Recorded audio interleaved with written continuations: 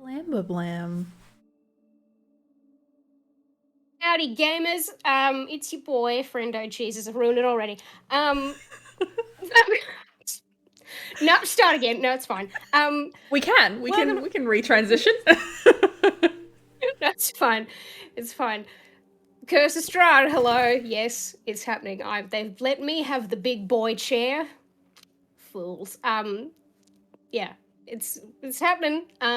We have some lovelies. Before we get started, I'm just gonna do some housekeeping. Hope you're all well. You're all looking great. This is gonna be an abridged version of Curse of Strahd.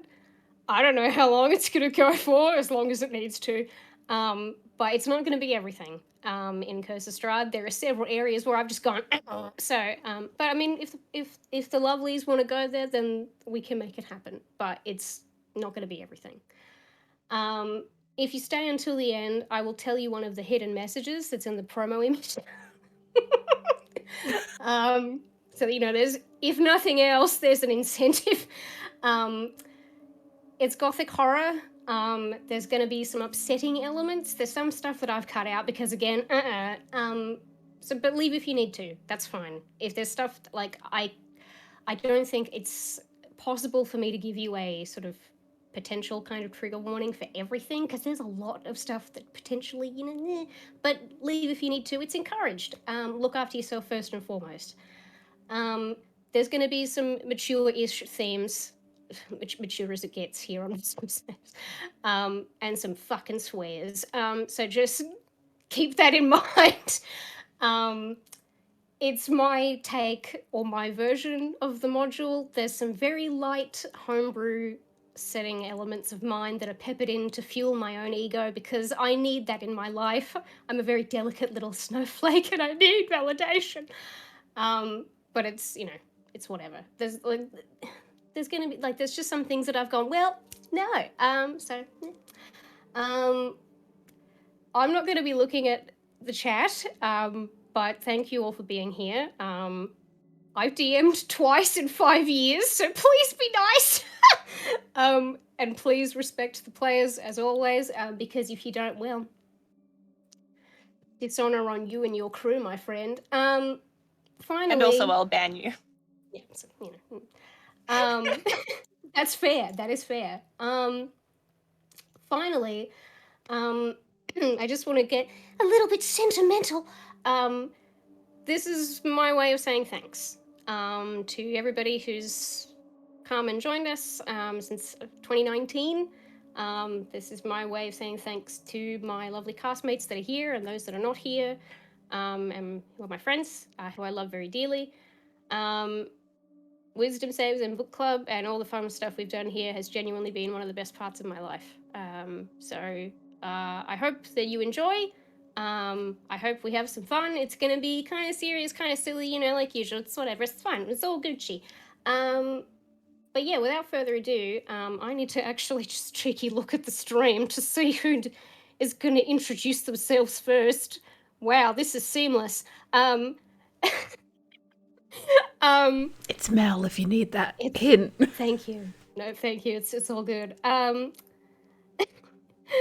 Mel, if you would like to introduce yourself and your character's name, like, well, I mean, it's on the overlay, they can see that. Go nuts! I am going to, instead of introducing me first, I'm going to introduce my dog first because she's come up here and she's bothering me. This is Lily. There she is. She's a good girl. Let's let her go before she gets mad at me. Hi, I am Levson. I am a streamer. I am a cosplayer. I am a idiot on the internet, like less than part-time. But I will be playing Florence. She's my new baby. I actually named her myself with the help of a TikTok that had Florence from Florence and the Machine in it. Because I don't actually have thoughts by myself, even when I'm having my own thoughts. I'm very excited for you to meet her. Hello. Right. Pastel, yes. Please take it away. Hi, I'm PastelSparkles, and normally I either stream or I'm sick. It's a mixed bag for me on the internet. But yeah, I do lots of streaming things, play a lot of silly games, make a lot of dumb comments. So if you like that and you like D&D, you can just watch me here. But if you just want more dumb comments, you can come see me every other day of the week. Yeah, I'm a 6 streamer as well.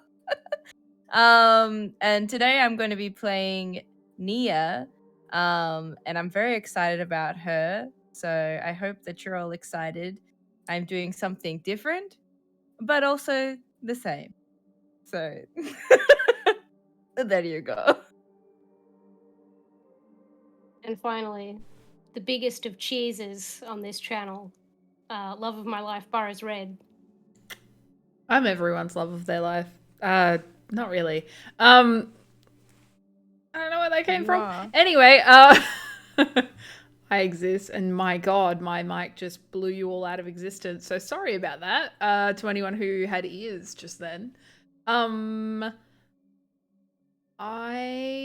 am BurrowsRed, and I'm playing Bacchus.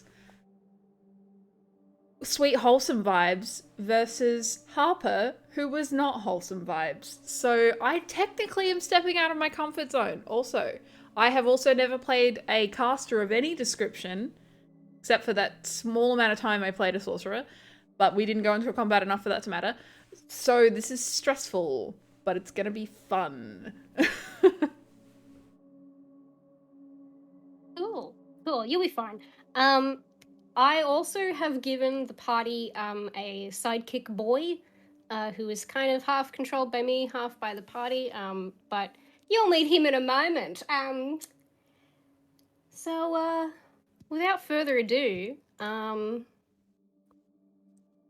brain's just going, come with me on a journey of pure imagination. It's sort of like that, really, because it's theatre of the mind. So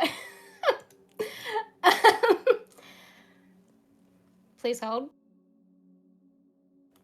The other 2 bits of housekeeping. 1, I've been sick recently and I will need to cough every now and then. I'm fine. 2, the party is starting at level 3 because Pog. Without further ado,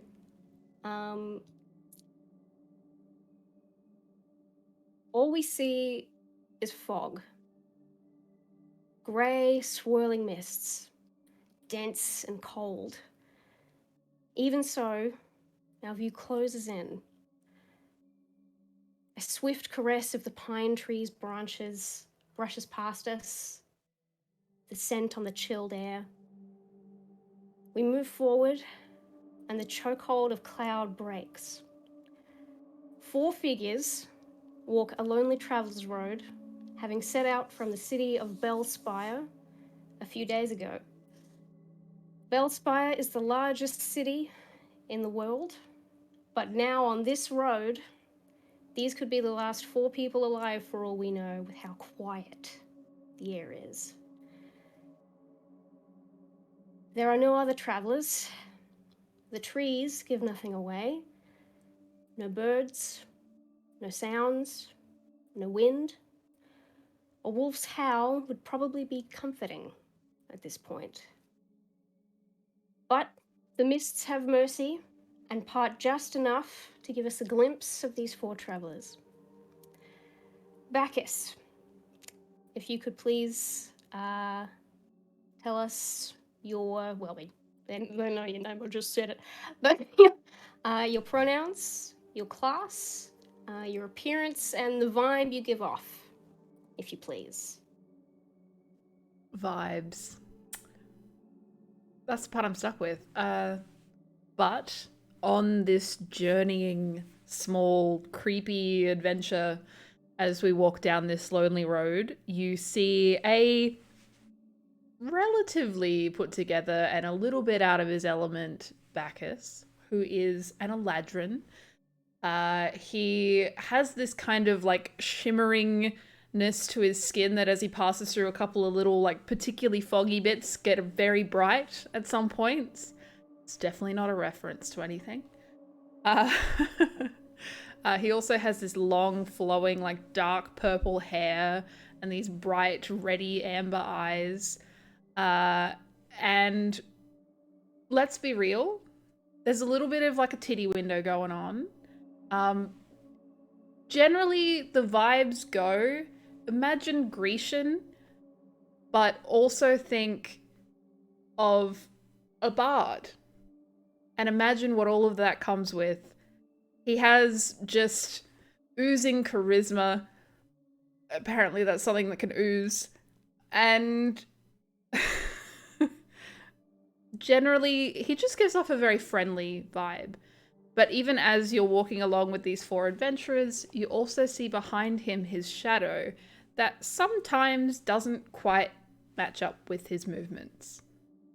But not that anyone's really paying that much attention to his shadow, because he is currently sitting here plucking away at a little Bandor. I always get this word wrong. As he's moving across the road, just quietly, or as quietly as he can be, tuning it as best he can. He's hot. I love it. Why would anyone look at his shadow when they can look at him? Exactly. For those not in the know, a Bandor is like a big, chunky, thick loot. So just think of that. She'll be right. Florence. If you would like to, your pronouns, your class, appearance, vibe you give off, if you please. I was trying to plan this in my head, but I got really distracted by being like, what is the scent of oozing charisma? Like, what does that smell? Well, that's like a phrase, right? Like people say like, oh, he oozed charisma, but yeah. like such a weird phrase. Also, I didn't say Yeah. Bacchus's pronouns. He, they. Just so that we put that out there. I forgot to say, but continue. Yes. I've lost my mind. It's too early for this. Florence's pronouns are she, her. She's what is she? She's elven. She's a pallid elf. She's fucking pale, right? Kind of in the same vibe as Bacchus, which I didn't realize. She's also got purple hair, but on the opposite side of the spectrum. It's quite pale. It's like kind of lavender. It's very cute. And she's got green eyes. She's just cute. She's dressed in a big puffy white shirt, red corset, really tall red boots, and she is definitely not playing an instrument. She's probably not entirely keen on the out of tune, just ting ting ting. Oh, that's not quite right. Like ting ting ting. If it goes on for too long, she may have to say something. But her vibes might bite you, but generally fairly nice. I love the big puffy shirt with the corset. Just makes me think of those posts. They're like, oh no, I'm going to a vampire's castle. I hope I don't get bitten. Oh no, that's exactly what I was going for. I respect that so much. Thank Nyja, if you would like to, your pronouns, class, appearance, and the vibe you give off, please. Oh fuck, she's a warlock. Yeah, I didn't do the class. You forgot the pronouns. I forgot the class. What am I gonna forget? Nyja is she's she her. And she also has purple vibes. She is of drow origin. So we've kind of got a whole elvish thing happening here. And she has kind of off-puttingly purple skin rather than just like the dark traditional skin of a drow. She's got quite a purple tone to her. She's got lush pastel pink hair and is wearing like this magnificent cloak and dark clothing underneath it. Probably the most obvious thing that you see when you see her, other than her skin, is this crown that is seemingly coming out of her head, like fused with her head. She's got these black horns almost in a like a tiara kind of formation around her head. And she also has bright red eyes, and one is cracked and kind of glowing in the place where it's cracked. So she's quite a lot. She is a rogue. But she's got such magic vibes going on. I was like, she's just all happening. As far as like her, what is it, her sun sign kind of like what vibes does she give off to other people? Um she's she's not approachable at all. Not at all, but she kind of looks like she's grimacing at all times. Like she's kind of like she's there, but at what cost?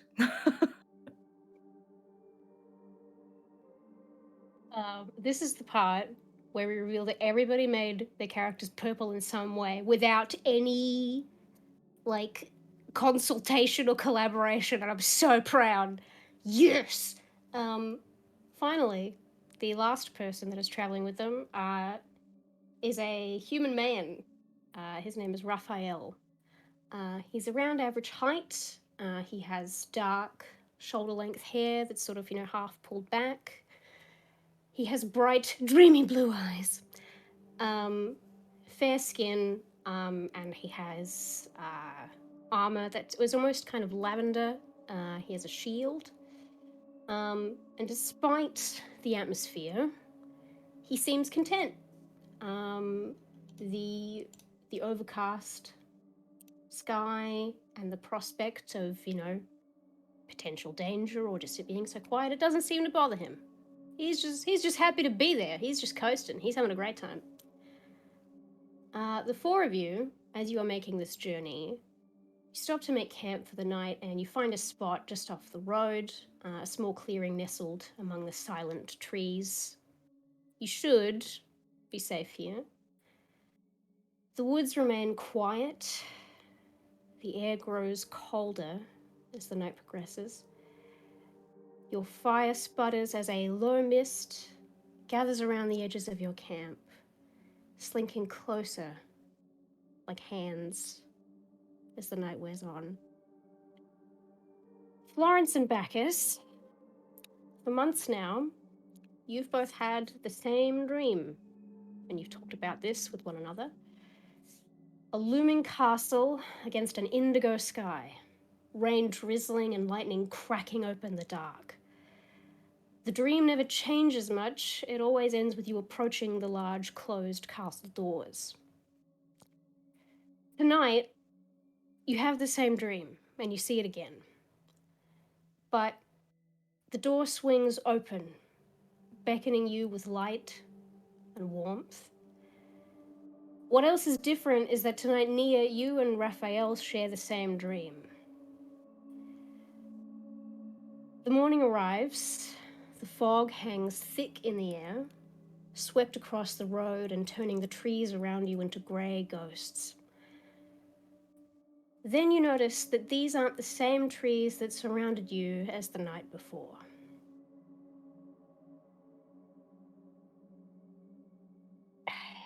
What do you think your party would be doing, surrounded by fog, and realizing that you're not in Kansas anymore, babes? Just as a throwback, I would particularly like to do a terror right now and Yes. discover if there is any magical intention behind this fog. Babes? Oh my god. Fueling my ego, thank you. Flattering my ego will get you very far. Would you be doing this in the morning or the night before? I would imagine it'd be this morning. If we see something different with the surroundings, but it feels like the same place, if that makes sense. Like, we don't feel like we've moved. I feel like that would be something we'd do in the morning. Because, like, fog at night's not that weird. But waking up, seeing different trees, I would imagine it'd be in the morning.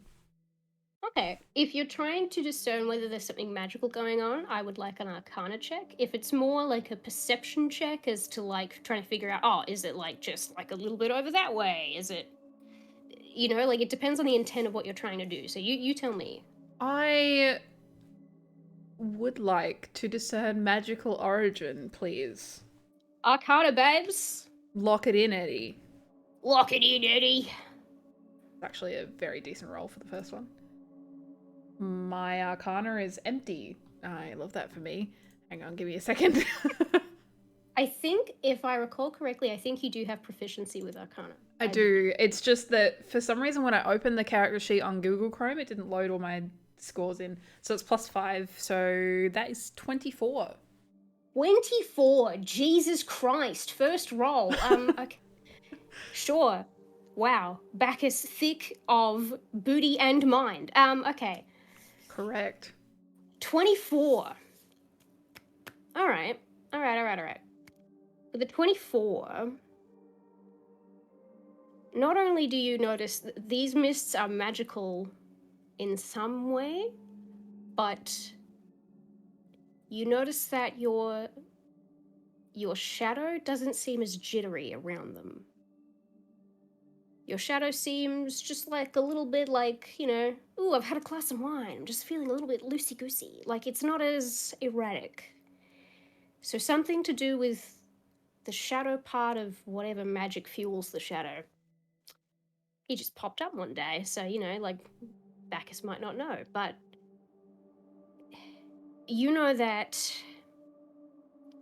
because your shadow is reacting to it, and because of the way in which you gained your shadow, some extra planar shit is gone down. You don't know exactly where, and I will say with Bacchus's prior knowledge, I don't know that you would immediately know sort of where you're at, but it's a high enough roll to immediately know you are not on the material plane. Okay. Are we all awake at this point? Yeah, I'd say so. I think probably Raphael's just doing what he does and just packing up the camp. I mean, I imagine it's the sort of thing where you're like, yeah, off you go, you pack up the camp, and he's like, great. So he hasn't I'll do noticed that. anything's different. Probably not yet, but everybody's awake. I'd say probably, it's probably the normal time you guys wake up, maybe, I don't know, 7, 8 o'clock in the morning. If that sounds Can't too relate. early, you tell me. Can't relate. I guess I'll turn I know, to right? Nyja and Florence. As I've heard them say once before, it appears we're not in Kansas anymore. Seems something has happened overnight. Kansas is now canon. Sorry. The I think it's not in the Kansas Kansas, is it's Arkansas. no. Yeah. Why is this not Arkansas? America, explain.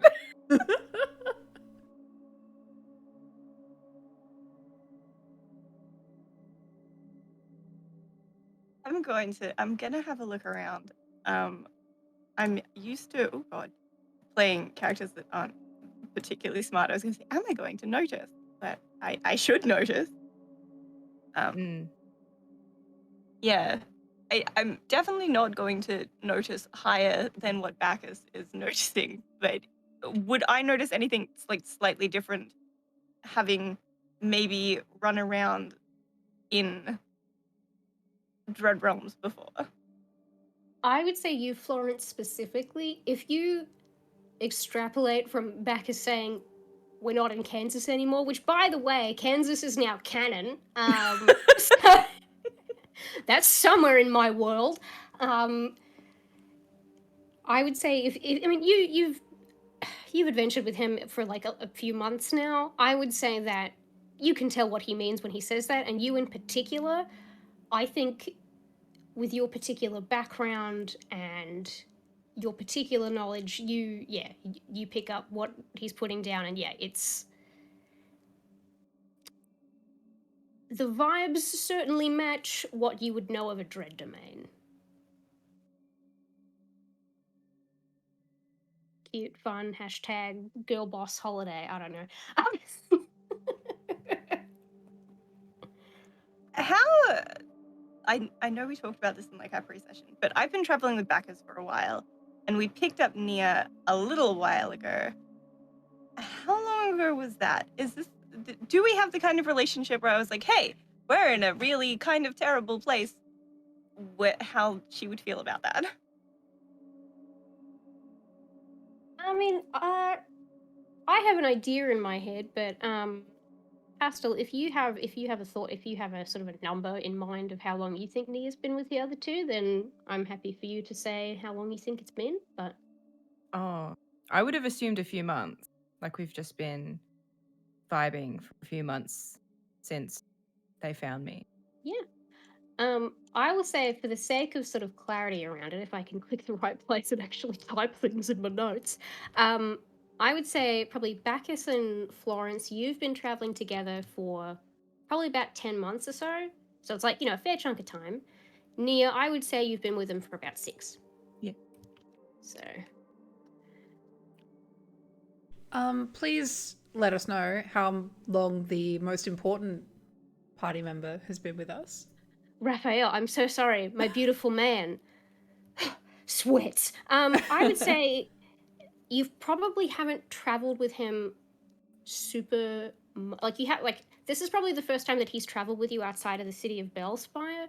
You've probably just like run into him a bunch of times, and each time you've run into him, he has somehow got himself stuck in like a weird precarious situation. He means well, but my boy, oh my boy. But this is like the Uh, first time that we've been like, hey, come with us, and he's actually come with us.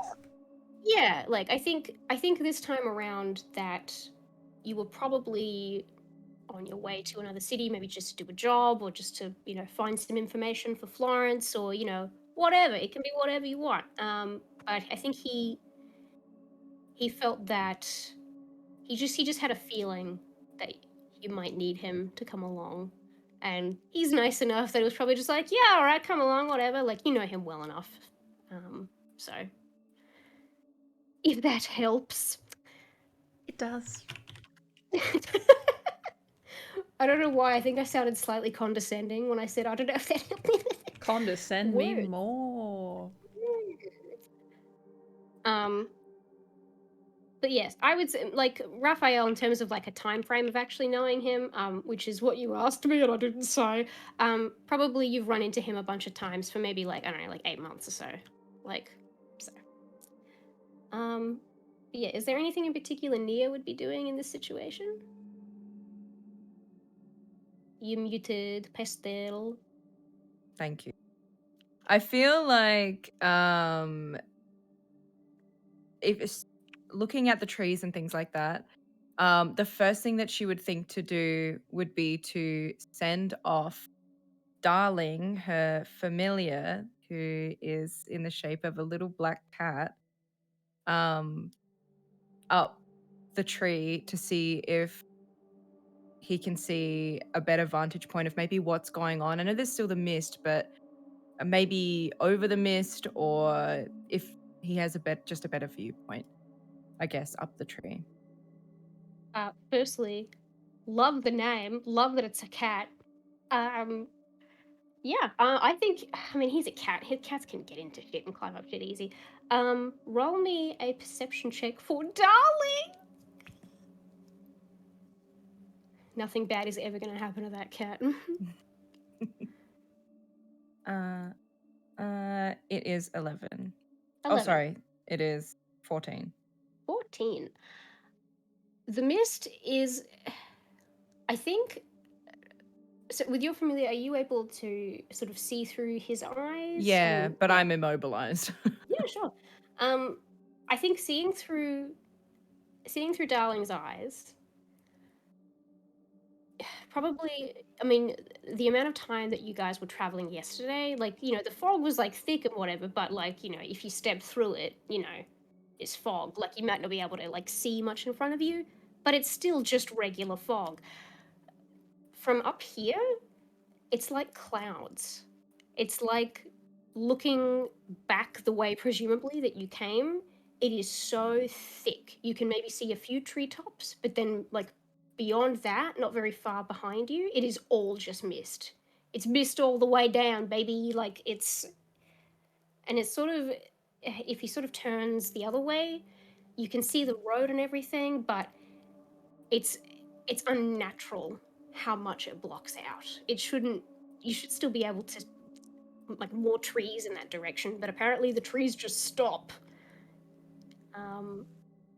which is a bit weird. Yeah.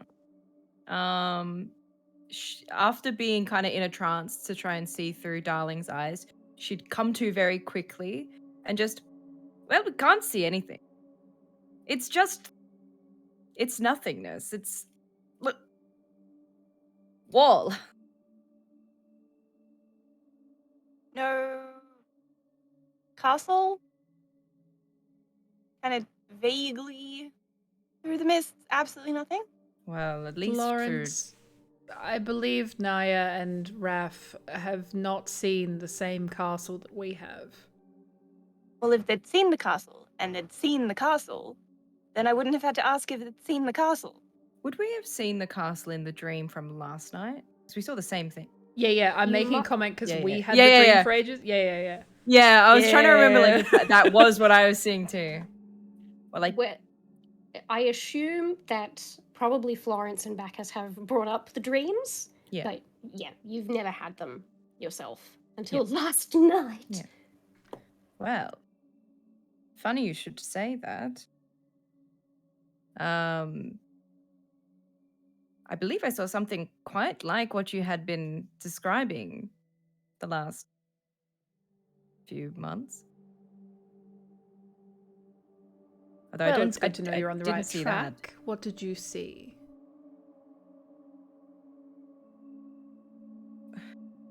A bit of a blur. I'll be completely honest with you. It's a bit of a blur, but I definitely didn't see anything from the dream through Darling. I didn't see any castle. I'm a bit confused by it all. I'm going to be quite honest with you.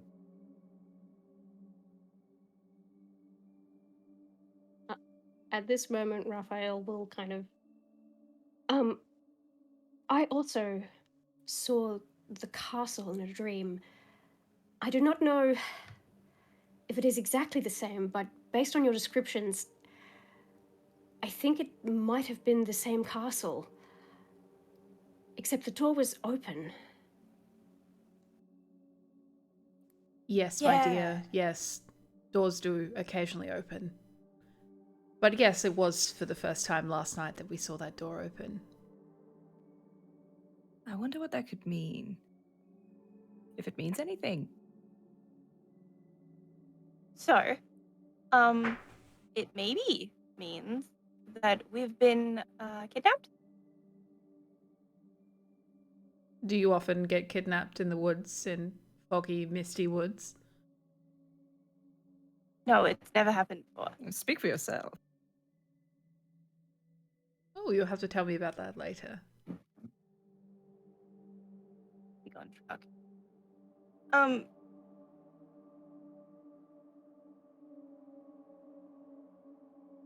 a bit thrown. How many times have you been kidnapped? You don't consider what we did kidnapping. Oh, no. Don't get me wrong.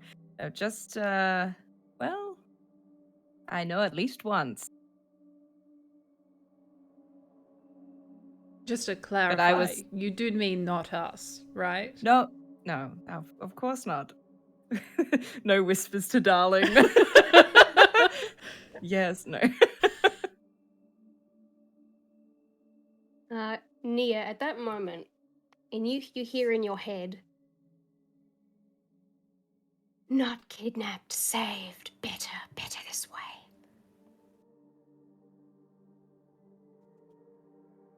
Only fooling. No, not a kidnap. No. What am I talking about? That's it. Only friendship. Of course I was talking about us, the time that you found me. Of course it's only a joke. It's only a jape. Don't worry about it.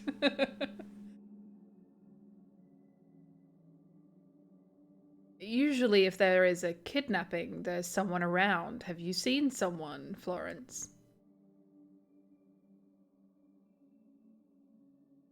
No. But did any of us do the transport to a dread domain on purpose? If we didn't do it, then somebody else did it. If somebody else did it, it's, well, maybe abduction, since we're not children, so it's not kidnapping. But I mean, I do believe that this isn't the first time I've rolled into the woods and ended up somewhere else. These things do just happen sometimes. not, hopefully, not quite like this. I don't think you're grasping what I'm saying. Did you hear me say the words dread domain? This isn't a safe place. This isn't you just rolled down a hill and ended up in someone's front yard. Raphael raises his hand. Like, yes, he does. Yes, Raphael. I was just confirming that I heard you. What do you mean by dread domain?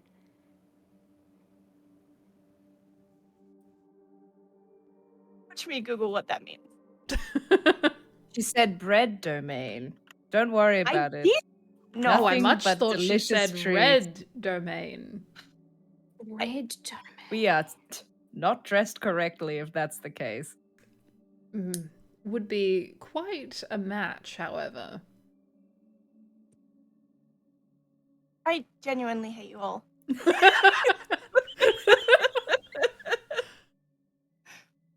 Look, it's a different plane of existence from where we were. It's bad.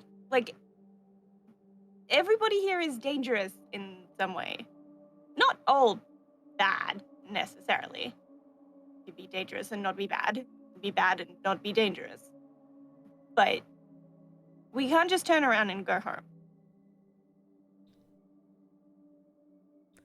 Yes. And the word dread is in there. Not bread. You see, I don't know if you've heard maybe the 10s of 20s of times that I've told you, but this was the way that I went to the Feywild. I'm familiar with these dread domains. Then you should be a little more worried. Because if you took yourself through them, it's different than being taken to them.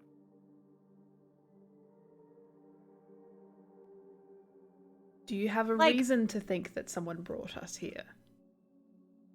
Do you have a reason to think that no one brought us here since we are here and we were previously not here?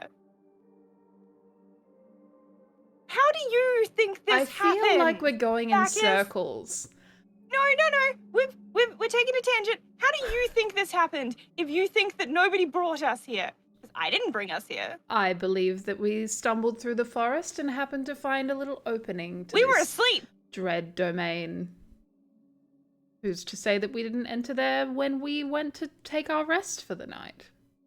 I don't sleepwalk. It's exactly how I ended up in the Feywild. Turned a corner and bam, in a new place. It felt no different. But you think that someone has taken us here?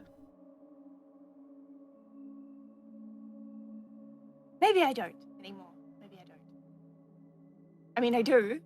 But for the sake of not arguing anymore, let's just see how it goes. See if anybody shows up and says anything to us. As you are all having this discussion, what you would assume from where you camped last night, the way you came, the fog is slowly just crawling its little fingers closer and closer and closer. And the road continues. It's a different road, but it is a road. But it's sort of just fog just pushing you ever so gently.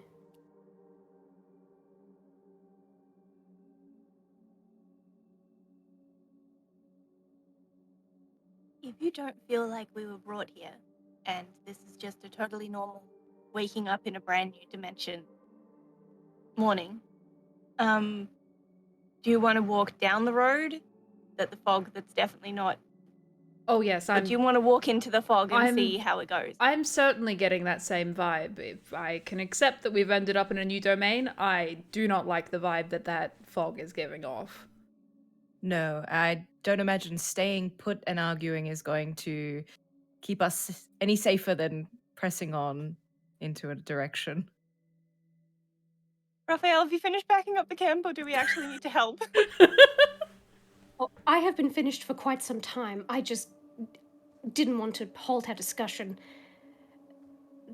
Shall Raph, we? we've said multiple times before, if you have something to say, you can just say it. Speak your mind. Well, I certainly don't like the sound of the words dread domain. That can't be anything good. But I suppose we have no other choice. Yeah, we really don't. Yes, and let's get away from this fog, as Florence has suggested. Bags everything together. Let's walk up the path. I'm so sorry. I'm just imagining like poor Raphael like packed up like a little like pack pony with all of our shit, and we've Yeah. just been standing in a circle having an argument. And he's just like, one more tent. Okay, we're ready to go. Well, I mean, he has a strength score of 19, so he's fine. He's fine. He's fine. The man's jacked. He's slightly jacked and he has magic gloves. He's fine. Like, so do any of you, would you think any of you, I mean, I'm going to say it's a thing that is allowed, because Bellspire in my mind has an almost, it's a little bit steampunky, it's a little bit more Eberron than it is Forgotten Realms. So it is not out of the question for one of you or all of you to have like a pocket watch or things like that. Probably not a wristwatch, but you know, like bloody, what am I thinking of? The rabbit in Alice in Wonderland, he's getting out his little, shit, mate, I'm late. Like, you'd have one of those if you wanted one. So, here's the thing. You walk for 5 hours down this road. And gradually, as you get further and further along and think, maybe when you start to think, this doesn't actually go anywhere, maybe we're dead, great. Slowly more terrain comes into view. Never from the way you've come, only ever forward. Black pools of water stand like dark mirrors in and around the muddy roadway. And the trees get a little clearer. It's still foggy ahead a little bit, but it lessens as you walk. Giant trees loom on both sides of the road, their branches clawing at the mist. And eventually, the fog spills out of the forest to swallow up the road behind you. And ahead, jutting from the impenetrable woods on both sides of the road, are high stone buttresses, like a big wall, looming grey. Huge iron gates hang on the stonework. Dew clings with cold tenacity to the rusted bars of the gate. It's like a metal barred gate in this big sort of stone wall. There are 2 statues on either sides of the gate. They are armored, they have swords that are pointing downwards, but their heads have fallen off. And the heads are crumbled and in pieces around the wall in front of you. They greet you only with silence. Do you pass through the gate? Do you want to have a closer look? What do you want to do? Awfully friendly, those two. Do they have like do they look identical? Like, or do they look like they'd have nameplates because they're specific people, or are they just like statues? They look like they would be identical. But it looks like they don't have color or anything, they're just stone. But if you would like, there is an insignia sort of carved into their carved into their armor. It might be a bit hard to get a look, but if you want to try and get a closer look at it, you certainly can. Oh, I definitely like to. All right. Make me. What kind of check would this be? Make me an investigation check, if you are so inclined. That'll be a 6. Me too! Damn. I rolled my first one off the desk and the second one fucking sucked. Yeah. Damn, dude. Okay. 6. All right. With a 6, what you get is, you know that it is an insignia. You don't recognize, you don't know, like, you don't know anything sort of further about it. It's not something you recognize. I will say what is pretty easy to tell is that kind of the style of it, or just something about you, is not something that you've ever seen anything quite like before. It is sort of like you might have seen, knights insignias and sort of, house colors and things like that before, but this is, it's like it's from another world entirely, or from another time entirely. So it's like, okay, there have been people here, but I don't. It's somehow so far removed from any history or any world sort of knowledge that you would be familiar with. Moving through the gate, what I will ask is, as you get closer to the gate, they swing open as if by magic. You don't have to touch them. They swing open. They screech as the hinges move, and they shut behind you as you walk through. What I would like to ask, do any of you go back and try the gate, or do you keep walking? I'm not gonna try the gate. I'm resigned. I'm accepted. We've been kidnapped. Just playing along now. I'm gonna be honest, seeing a big old closed gate doesn't make me want to try it. Especially because we want to keep moving. I feel like we're getting stuck in walls is worse. Yeah. But maybe... I don't want to hang around. Yeah. Hang on. Yeah, look, I don't have good skills for it or anything, but am I able to hear if there's anything through, like, behind there, at least? Yeah, good question. In terms of hearing, I won't make you roll a check, because the thing is, you can, like, it's just like a metal bars, like, you Yeah, can see yeah, through yeah. it. You don't hear, like, there's nobody, like, waiting on the other side with a knife to, like, yeah, like, because it is so, like, there hasn't been much noise at all. Even still now, there's, like, it was, like, a quiet part of the afternoon / evening when you were on the material plane. This is somehow, like, eerily the same quiet, and it's like, please, birds, I just want to hear you. Where are you? Come on, fam. So if there was, like, something, you'd probably have a pretty good chance of hearing. But sort of, there isn't, like, a settlement or anything immediately obvious behind the gate. It seems like there's still a bit of a walk. So it's just sort of more landscape past the gate, if that makes sense. Just to check too, the iconography of, like, the statues and, like, the gate and that kind of thing, does it give us the same vibes as what the castle did? You know what I mean? Like, in general, does it give us the same vibes? Yeah. You know what? Okay, for funsies, if you're interested in checking, I will say roll with advantage, because you've been having this same fucking dream for so long, and it's like, oh, I'm so bored of it. Nyja, if you were interested in checking, I would say just make a regular kind of history check, just as like a memory thing, just to see what you can recall. Okay. But yeah, Florence and So Bacchus with would roll advantage, you're saying for me? Yes. What kind of check is that? History. Yeah, I got 18. Oh, damn. Suddenly I know. 22, because I got a natural Oh 20. my god. Ooh, nice. Nice. First nat 20. Let's hope you don't need it later. Or the dice will be very nice to me later. That would be nice.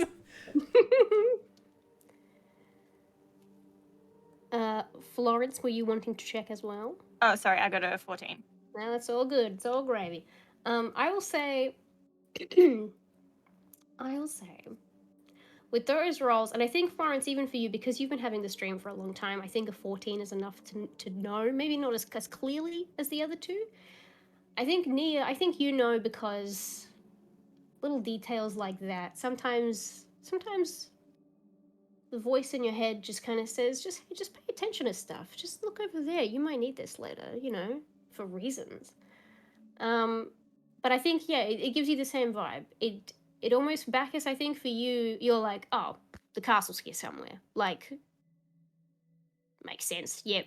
It's just, maybe being Bacchus, you're not as like intellectual about your certainty. Maybe it's just like, well, yes, of course, that's how it is.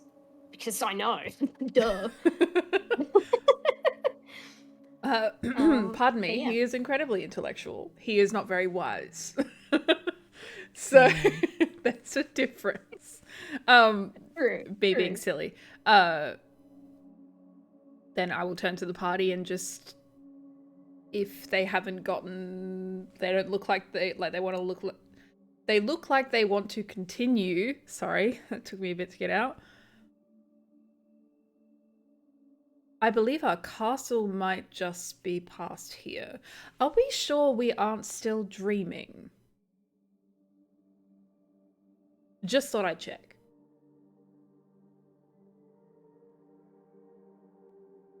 Wait, I'm an elf. I don't sleep. Of course we're not fucking dreaming. Yeah, I don't sleep either. Oh yeah. We're idiots. It's okay. Trance is asleep. It's fine. That's true. Yeah. Like, just we like switched our colloquially. brains off. Yeah. We just weren't dreaming. Bacchus spends too much time, like, completely blackout drunk and thinks that they dream.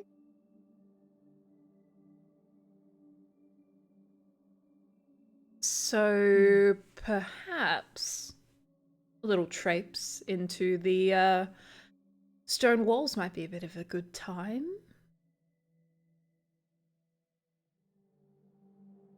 Hopefully our elusive kidnapper will show their face. I'm saying that specifically looking at Florence. Yeah. I don't know if we actually do want them to, but okay. All right, and I'll try the gate. Like going back to the gate and trying to open it? Yeah. It does not open. I will put my hand on it, and I've just shaken it. I will keep my hand on it for a moment. Mm-hmm. It appears to be locked. I should have expected that. Yeah, I mean, we aren't going to turn around and go back outside. We've already come through the gate. Wait, what? I thought the gate was We already closed. came through the gate and the gate closed behind us. Stupid. Okay, I didn't quite grasp the thing of it's fine. You know what? It's canon. He just went, "Hey, I would really like. We really have to go left, but I now want to go right." Actually, I just thought we needed an exit plan. Just in case something happens. Always have one. It turns out we don't have one, so we're fucked. What I will say, Bacchus, is when you're looking back through the gate, and just for a split second, you maybe look back to the party and they're like, "Well, what did you expect, mate?" Maybe you turn your head back over your shoulder. 5 wolves come out of the mist on the other side of the gate from where you were. They're just staring at you, watching you walk away. Let's maybe make this a power walk, shall we? And I'll be like gesturing behind me as I walk up to you. Suddenly, my feet don't hurt anymore, and we must press on. So as you continue along the road, towering trees whose tops are lost in the heavy grey mist block out all but a death grey light.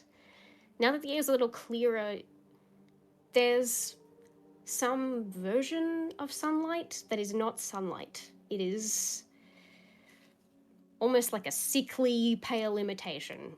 You don't feel... Nobody's getting vitamin D here, baby. Like, it's not... It doesn't feel like sunlight. It's light, but not sunlight. The tree trunks that you do see seem to be unnaturally close to one another, and the woods have the silence of a forgotten grave, yet exude the feeling of an unvoiced scream. Charming.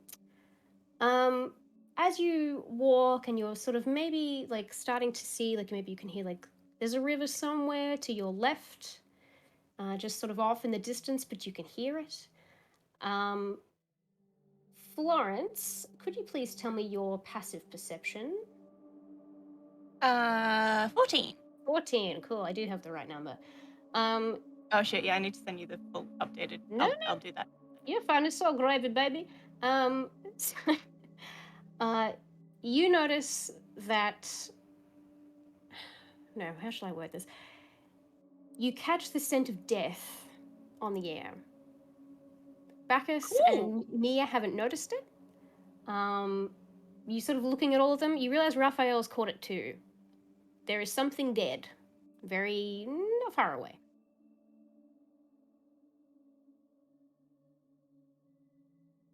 There's something dead, not very far away. Wow, it do I almost feels like you kind can of- smell it. What scent is it giving us? The scent of death. What does your Do I elf know nose smell? kind of... Oh, I hate that.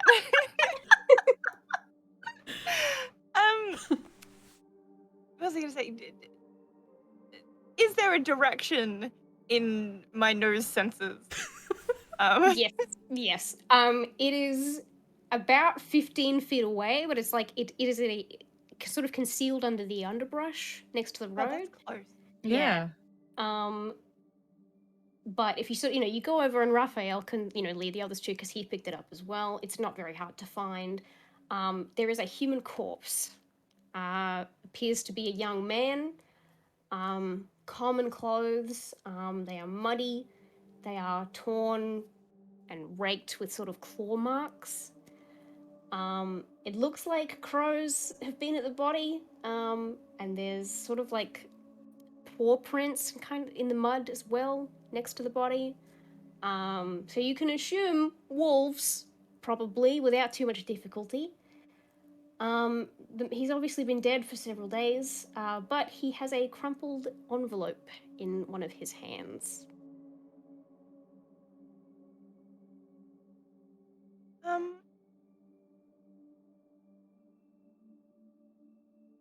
I'm gonna go grab the envelope. Okay.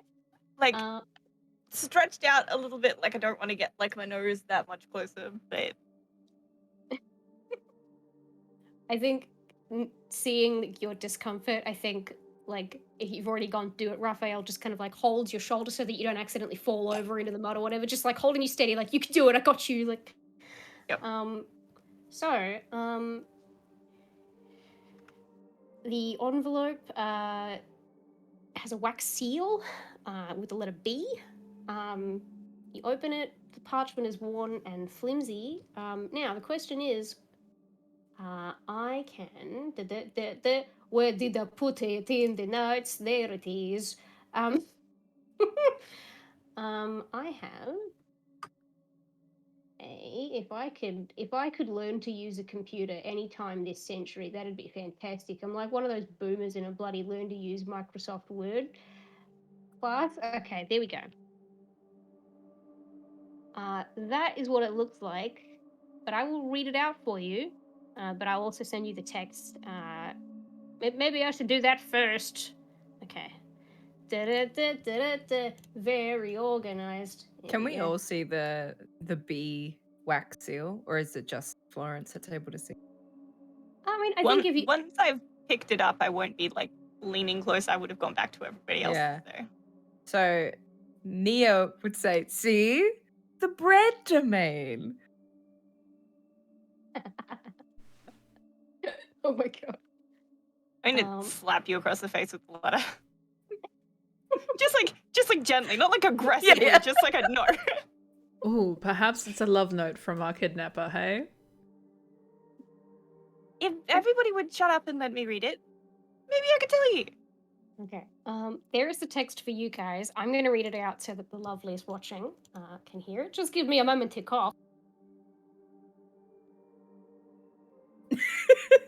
God, if my voice could cooperate for 10 seconds. There we go. Okay. This is what the letter says. In common. Hail thee of might and valor. I don't know why I did Fedora tip. I, the burgomaster of Barovia, send you honor with despair. My adopted daughter, the fair Irina Kolyana, has been these past nights bitten by a vampire. It's vampire, but it's spelled the fancy way. For over 400 years, this creature has drained the lifeblood of my people. Now my dear Irina languishes and dies from an unholy wound caused by this vile beast. He has become too powerful to conquer. So I say to you, give us up for dead and encircle this land with the symbols of good. Let holy men call upon their power that the devil may be contained within the walls of weeping Barovia. Leave our sorrows to our graves and save the world from this evil fate of ours. There is much wealth entrapped in this community. Return for your reward after we are all departed for a better life. Signed, Kolyan Indrovic, Burgomaster. I don't think it's from the kidnapper. How unfortunate. Maybe it's why we can't go outside.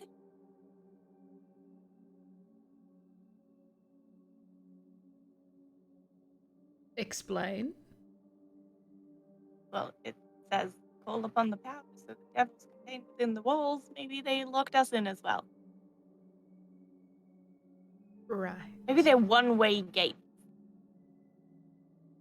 That seems a rather inefficient gate, but...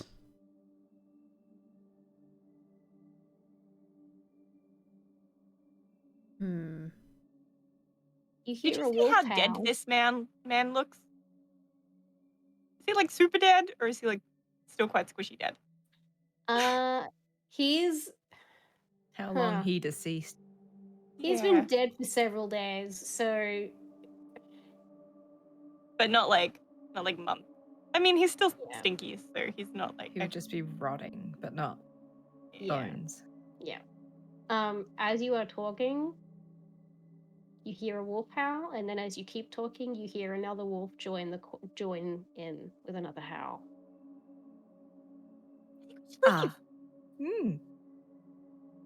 Well, the only way we're going is forward, so... Technically, we could go either side, provided the wolves aren't on either side. But the road seems safe. Raph? You look at Raphael, he looks a little distressed at the content, especially being a cleric and sort of like somebody saying, you know, encircle the land in holy symbols and just leave us because there is no hope. Like, he's a good dude. He likes helping people. So I think, he's looks a bit troubled, but sort of as you're sort of talking and the wolf howls are increasing and growing closer. I think, Raph says, well, we are obviously not in a great situation, but perhaps there will be people that we can aid if we head toward wherever this settlement is that this man was from. Yeah, and maybe we could run there.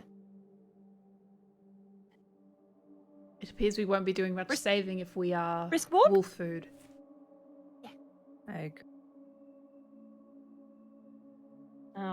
So with that, I'll say, are you trying to hurry, or are you just like walking normally for a bit and turning around and seeing what happens, or like what's?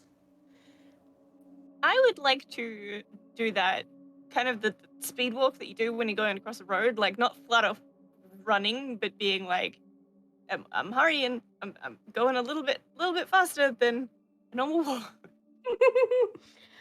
Yeah, okay. I'll say you notice that. So, like, you start walking, you start moving, and maybe if you look over your shoulder, you're kind of hurrying.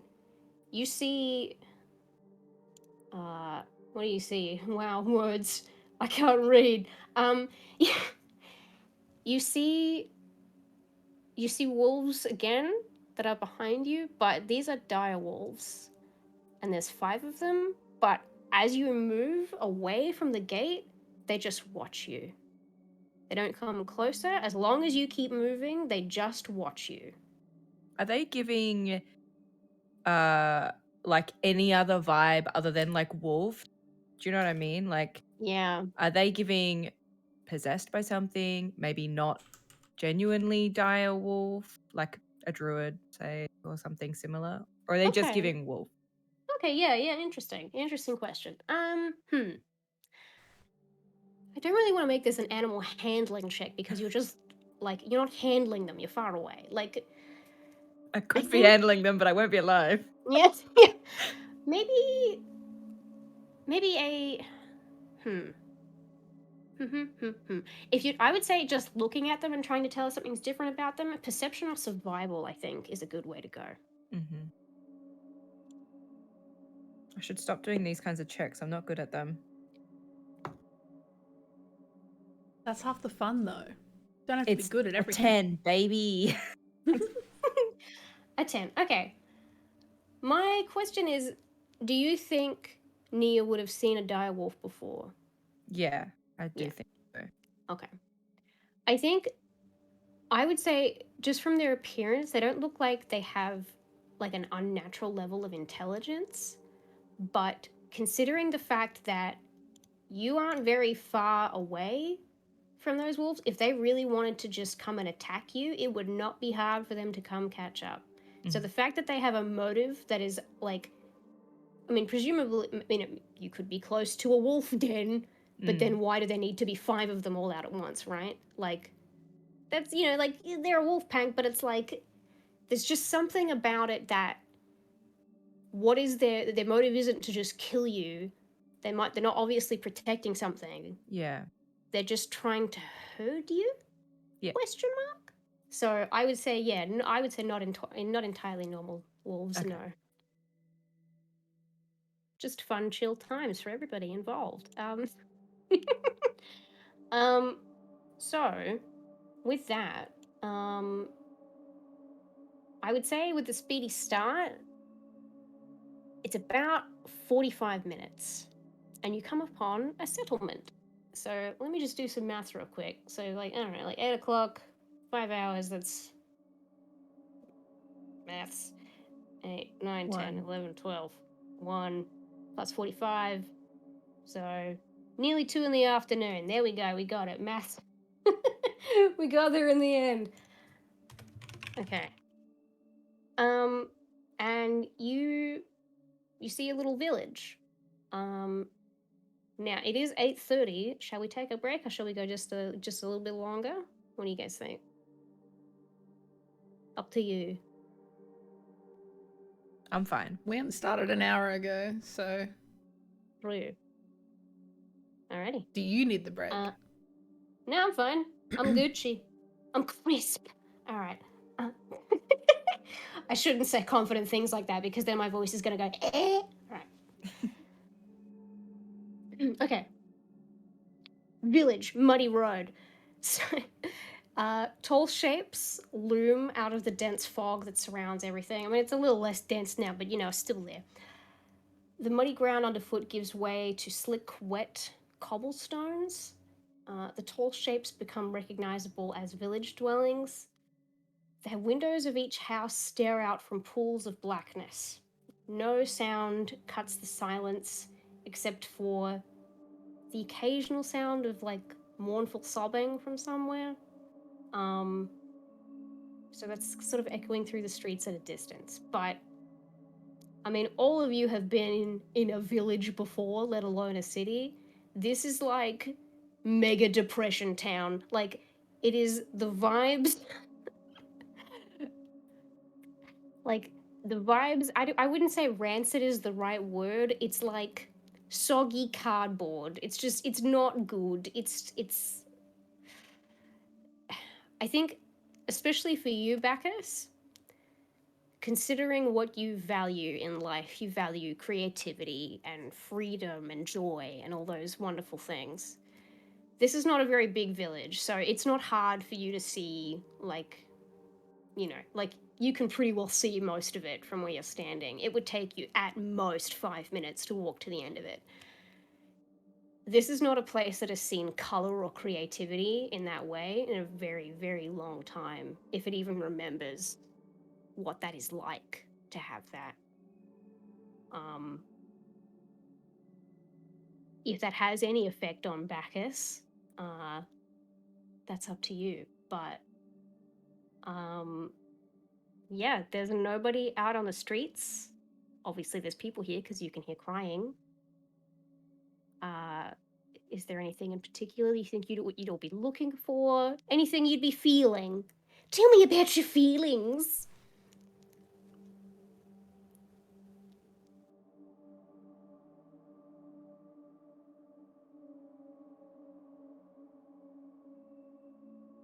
I think that Nyja would be feeling quite comfortable. This kind of dreariness is very normal. Probably not off-put by it at all. But if she saw that Bacchus was feeling kind of deflated, she would probably minor illusion some sparkles on her house or something, just to make it look like, don't worry, it's not all bad. But she'd also be looking for signs of like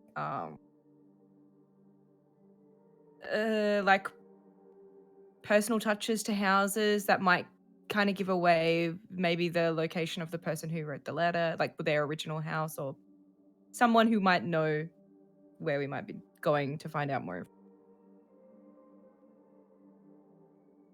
Florence, Bacchus? Anything you'd be feeling or looking toward? I already know that we're somewhere terrible. So the fact that this place is terrible isn't going to affect me very much more. But I would like to keep an eye out for like anybody who decides to look out a window or peek out a door or something, so that I can just be like, fuck am I?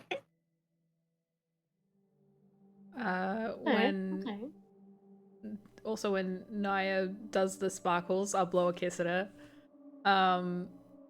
pulling me out of my reverie for a moment.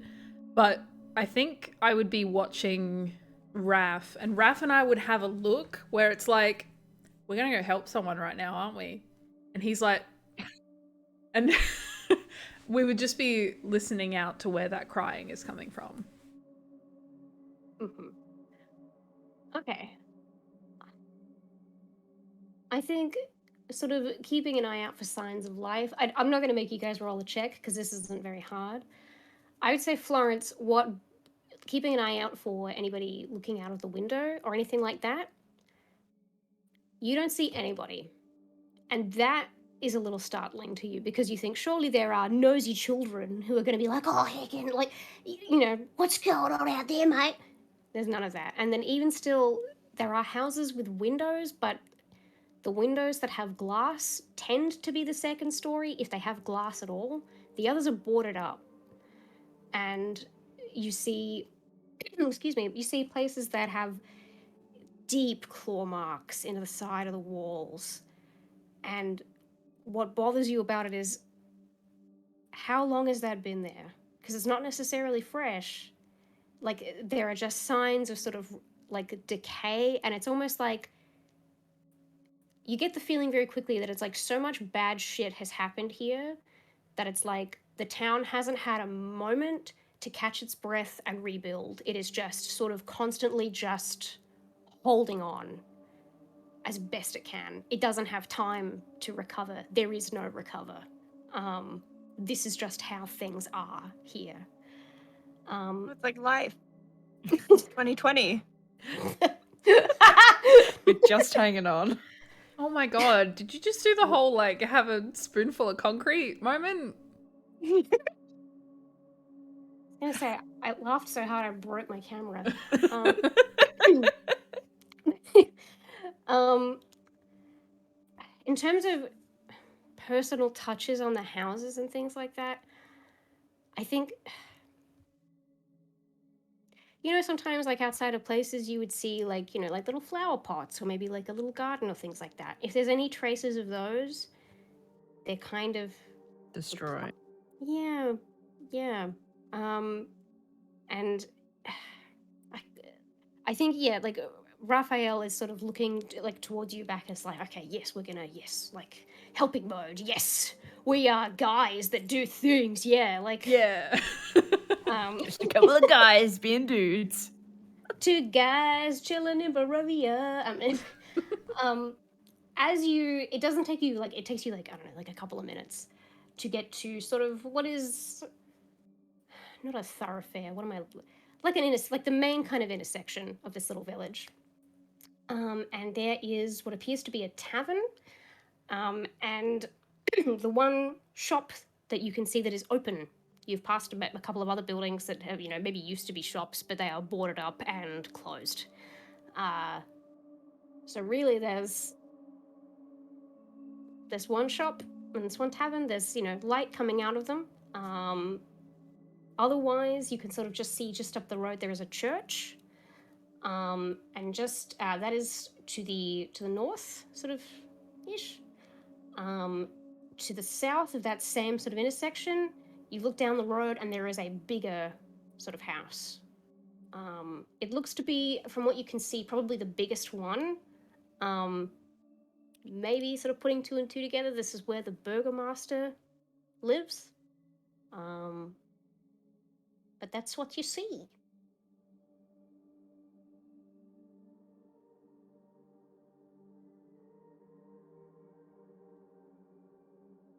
So we don't hear the crying anymore? The crying, that's a good question. I think as you sort of move further in, it's sort of the way, like what you hear is it's like it's somebody crying and then very quickly trying to keep quiet and shushing, and then maybe like there's a little bit more crying from like another house, and it's like it's almost like people are trying to, if there are like a couple of people that are just going through it today, their loved ones or whoever else is in the house with them are just trying to remind them, no, don't make noise, don't draw attention, don't be too loud. So it sort of seems like it's less perhaps that one specific person is in need of assistance right now, and more that the vibes are just terrible. This might not be... I might be reading way too much into this or whatever, but, feel free to correct me or whatever. Do I get the vibe that it is actually people crying? Or that it is a ruse meant to deceive me into going further? Ooh, good question. Okay, let me think. Because this is something that you can already hear and you are trying to discern more information about, I'm going to say this is an investigation check, my beloved. I keep fiddling with my hair. I don't know where it's going. It's going in a beautiful direction. I'm not used to having it down.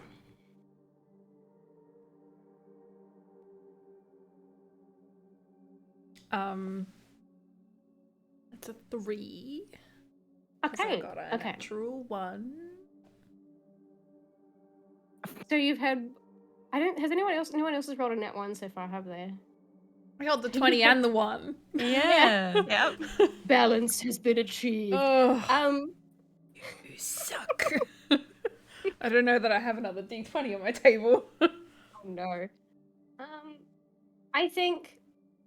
I think you, for a moment, you're really trying to pay attention, and maybe you just kind of you look towards your feet, but then you just get a little distracted by your shadow, because it's like, hey man, how's it going down there? And the shadow's just in its element, just having a good time. So yeah, I think, but then maybe you try and refocus, and it's just crying. You're not sure. And it's bouncing around. Love that for us.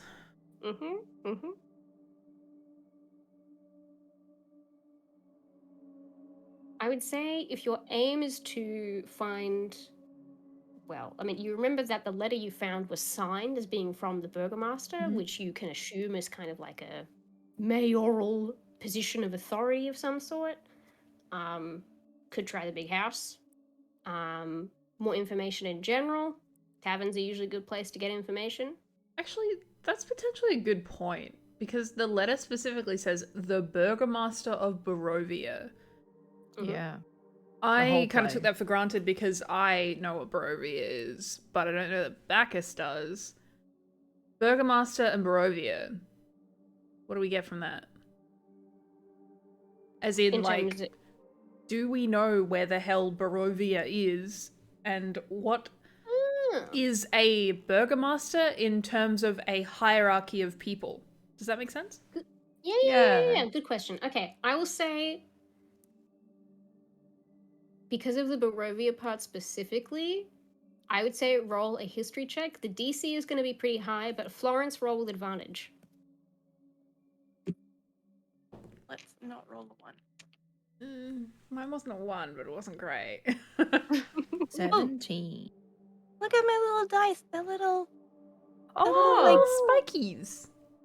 spiky ball. Spiky Cute. balls. Okay. Forbidden snack.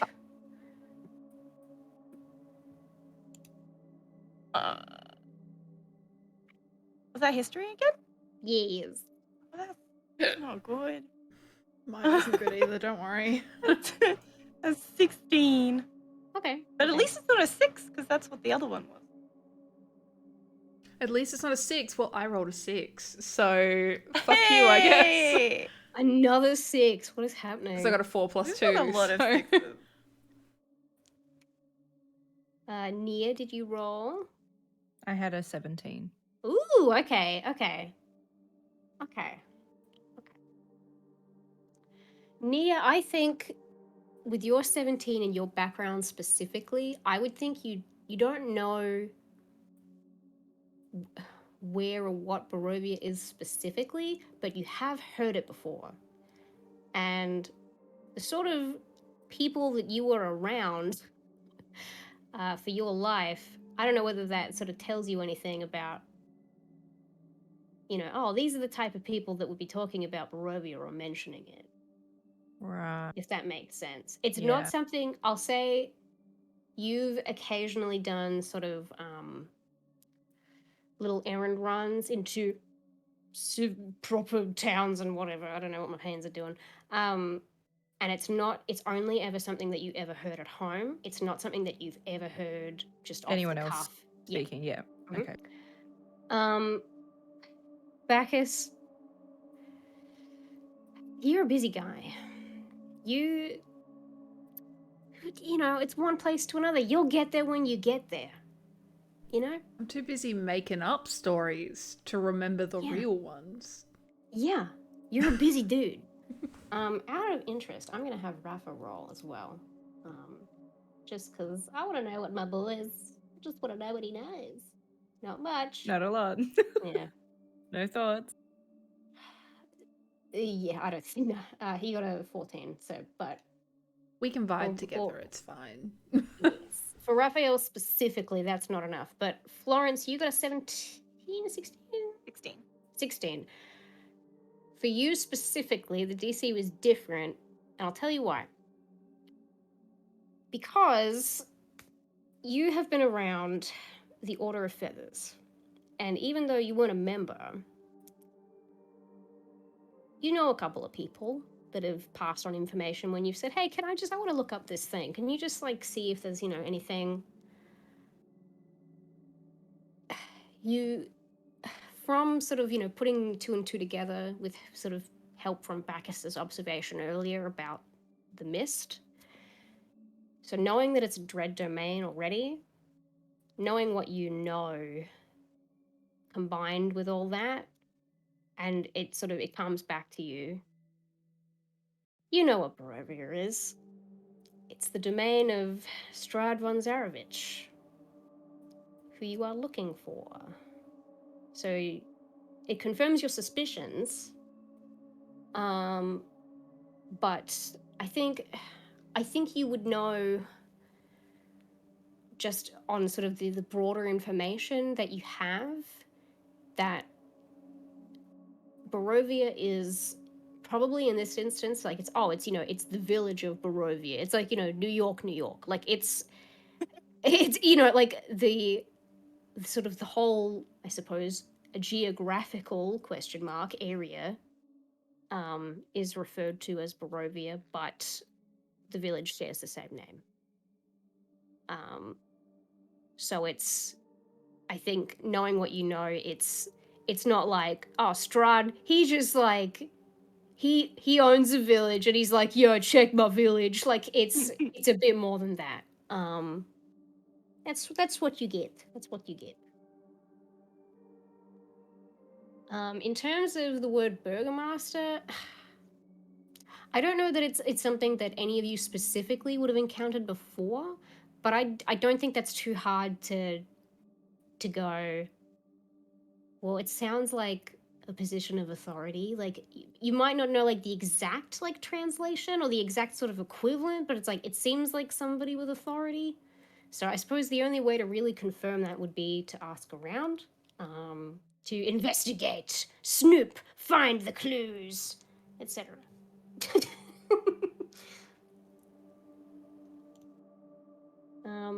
So you are at a crossroads. I will say, from the sounds of it, there are people in the tavern. You don't know that there's like, I mean, there's light coming from inside the shop, which is has a there's a sign over the door, and it's called Bildrath's Mercantile. It seems to be the only sort of functioning shop. There is, there's candlelight, so there's probably someone in there. But you can hear more than one voice. It's not like, like a jovial, grand old time inside the tavern, but you can hear, there are multiple people in there. I, for one, have never been a fan of shopping. Do we want to check out the tavern? That started off in character and then I jumped out of character. I'd prefer to go into the shop.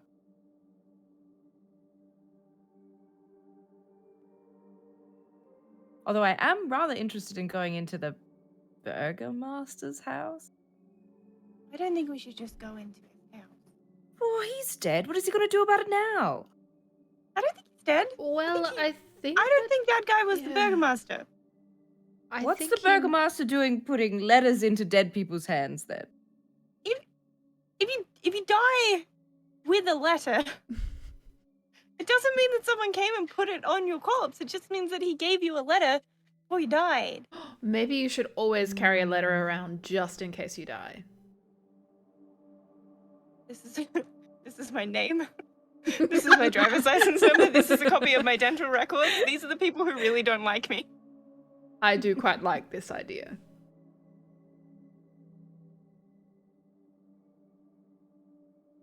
Writing that down, by the way. I thought it was just life advice for Friendo. Carry a letter in case you die. Okay.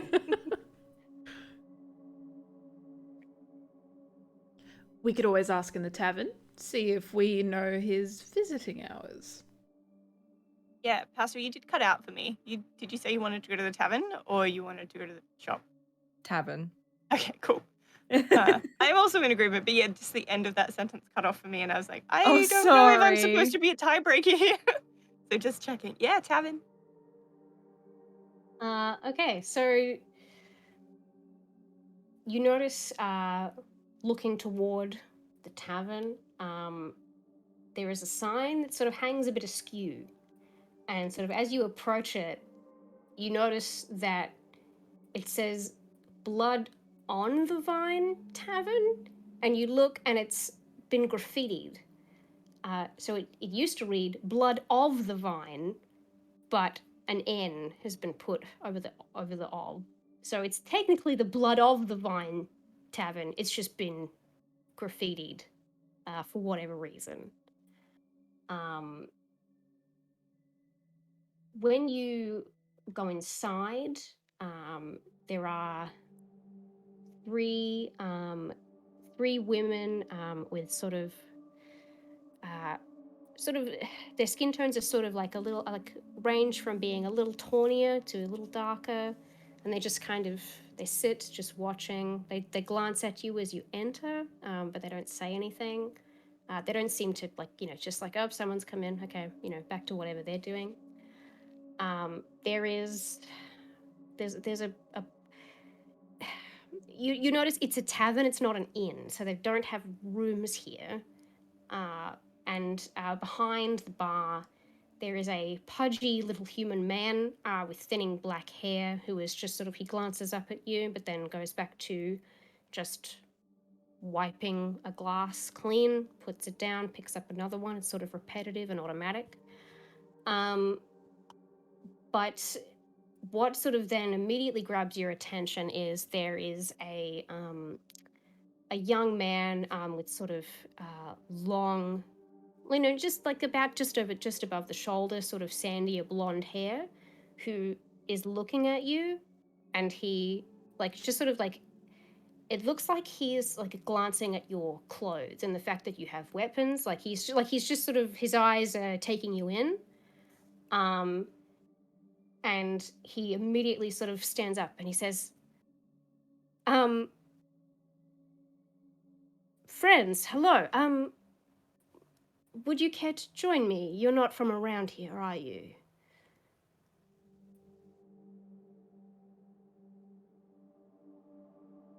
Yes and no.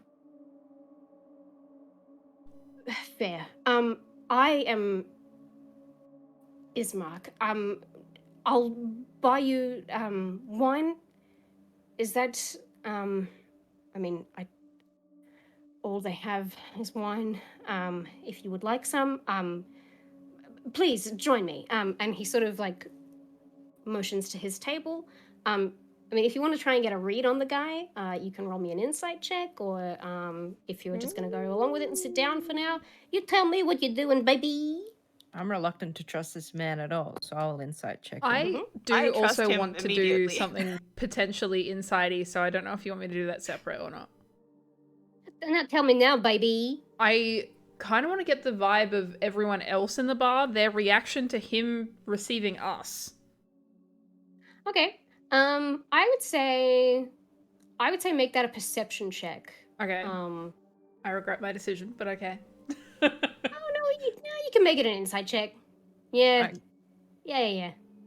I got a 14. 14.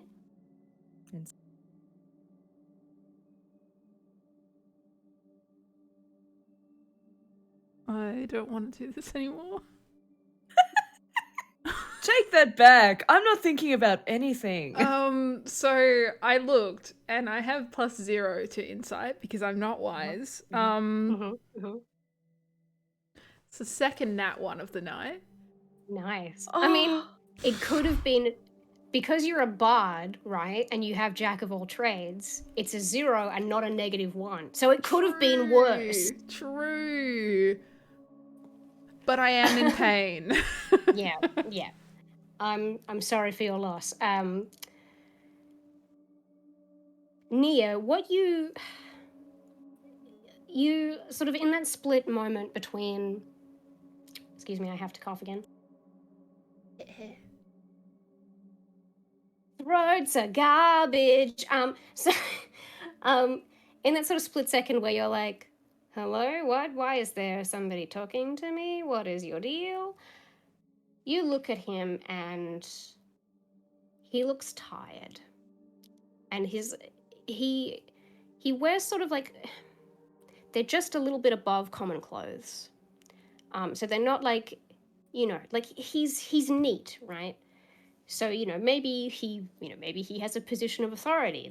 He didn't say the same name as the burgomaster's name on the letter, but I think the main thing that you get about him is that he's taken one look at you and gone, finally finally somebody that can actually help with whatever is, his posture and everything, at the table, as you came in. This is a guy who has a million things to think about, and it's just, yeah. Man's about to delegate a task finally. Yeah. It's like I think Delegate, there's my stuff. friend. There's stuff weighing on this guy's mind. So I don't think you'd necessarily think that it's a malicious, like, finally somebody to, like, it's like, this is a guy who is trying so hard to keep his shit together and has not been succeeding. So I guess my question is, do you join him at the table? Yeah. If he seems sincere, it's still reluctant, but That's fair. I think Raphael has no qualms whatsoever. He's just like, great, here we go. wine time. Woo! Forgets where he is. Yeah, Ismark goes up to get a pitcher of wine. And I will say that the table has chairs with backs on them and not stools because I, Friendo, personally hate that and I get a sore back. So we're not doing that shit. This might be Depression Town, but we have enough money to have spine support. And I think that's a sort of a good point for us to have our break and see what man's about after a little break. 10-15 minutes ish. Get yourselves a drink, get a snack, think about how great all the characters are, because I will be. What's our question for break? Oh shit. Good I don't know. Do you trust strangers in bars? That give Specifically you in wine. D&D. Yes, more specifically in D&D. Because in person, no, never. Yeah. You can trust me. I've never done anything wrong in my life. Why would I present you with a duplicitous NPC ever? Oh my Don't god. even worry about it. Anyway. All right.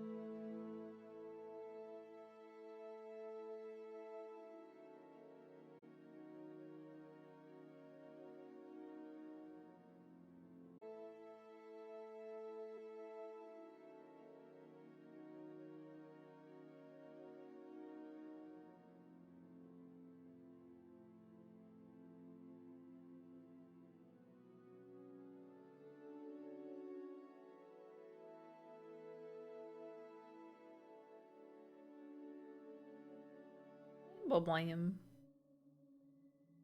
Welcome back. We've had snacks. Hope you got yourself a cup of tea. Hopefully not with caffeine at this hour. Goodness me.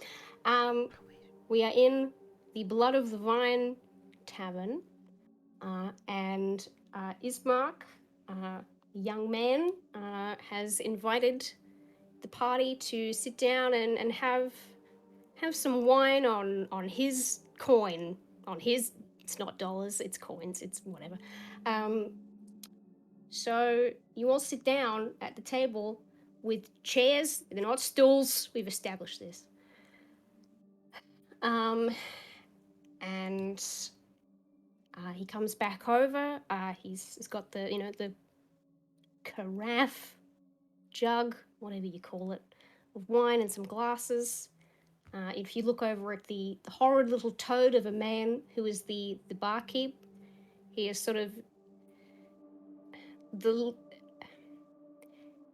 like when you normally have like sympathy for like hospitality workers who are just like so done, and it's like you respect that it's like, I don't want to talk to you, I've had a hard day. There is something just about this man's face that it's like he's just being unfriendly. Like, it's not busy.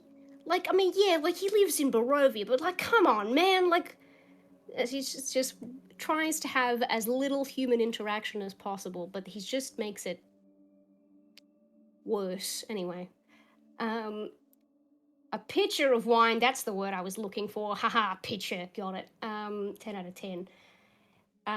Ismark brings it back over with some glasses, and he says,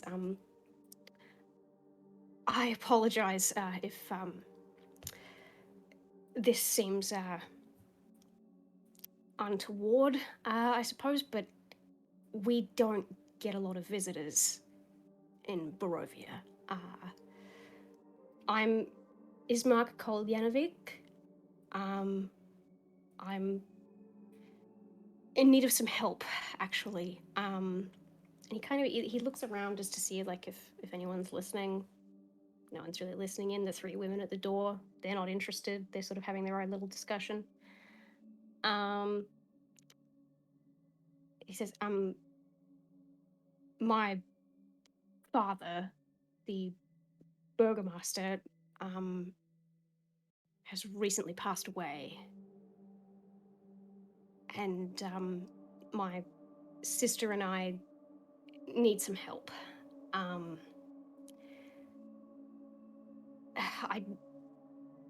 If you're willing,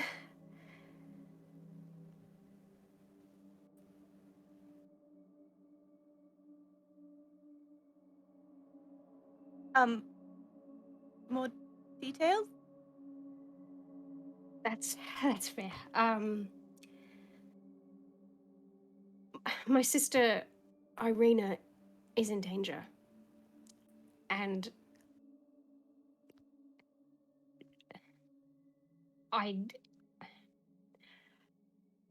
with our father now gone, I can't really leave. Somebody needs to manage things here, but my sister cannot stay. I would argue she's probably the more qualified of the two of us for the job, but she's in danger if she stays here. And she's reluctant to leave, but I don't think we have a choice. The lord of this valley, Strahd von Zarovich, has taken an interest in her for some reason. And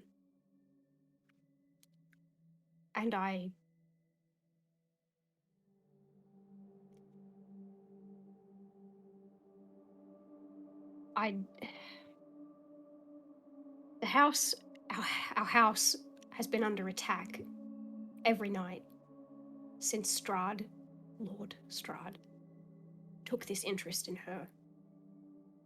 And well, I'm asking for help with two things, really. Irina is afraid to leave the house without protection. And we haven't been able to deliver our father to the church because I can't lift a coffin by myself, and our wagon was destroyed by the attacks. Wolves, undead creatures. So, there's that. And I need someone to take her to Vallaki. It's another village. It's a few hours at most travel, but I would not send her alone. And I have to stay here and manage things.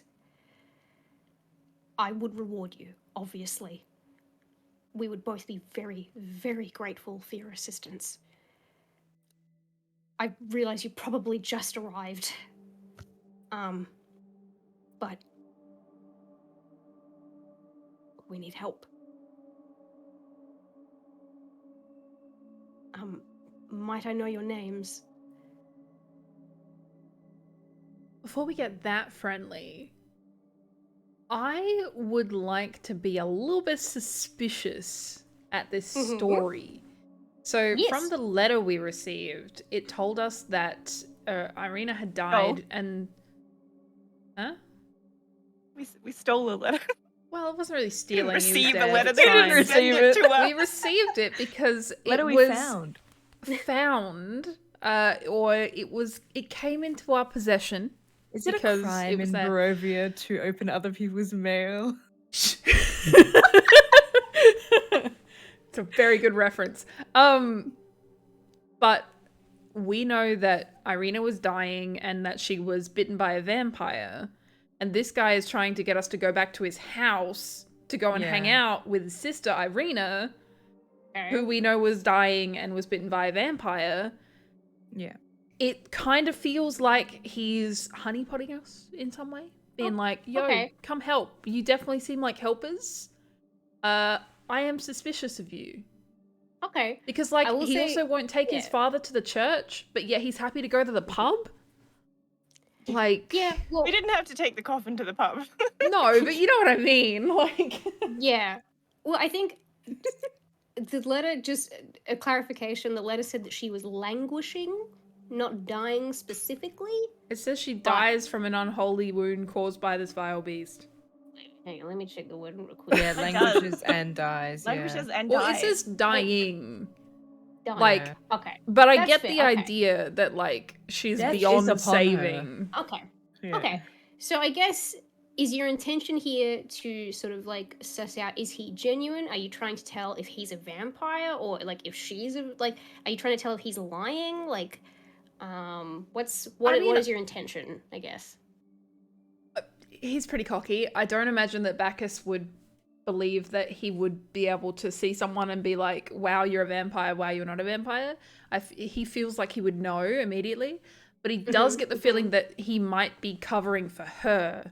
Like maybe it's some kind of weird feeding situation or something. And he's just like, visitors, go meet my sister. She can now eat you. And the fact that he didn't take his father to the church, despite the fact he went to the tavern, is also weird. Okay, well, I was going to say, well, we could approach this one of two ways. You could roll an insight check, or you could ask him to straighten out the facts of his story, or you could do both. Can we have an aside? Like, we pull back, and then we all have a little chat. Yeah. Like, I think, like, he, on the surface at least, seems understanding enough that if you sort of just say, like, can you just give us a minute to chat this over, he'll sort of, give you space. Pardon me, not sir. We'd just like to have a little chat before we proceed with the rest of the conversation. Oh, yes, of course. My apologies. And he'll just like tuck in the chair, take his glass of wine, and he'll just kind of go and stand like near the bar and just kind of like look over his shoulder every now and then just to see if you're motioning for him to come back over. But he's not like, looking at you while you talk.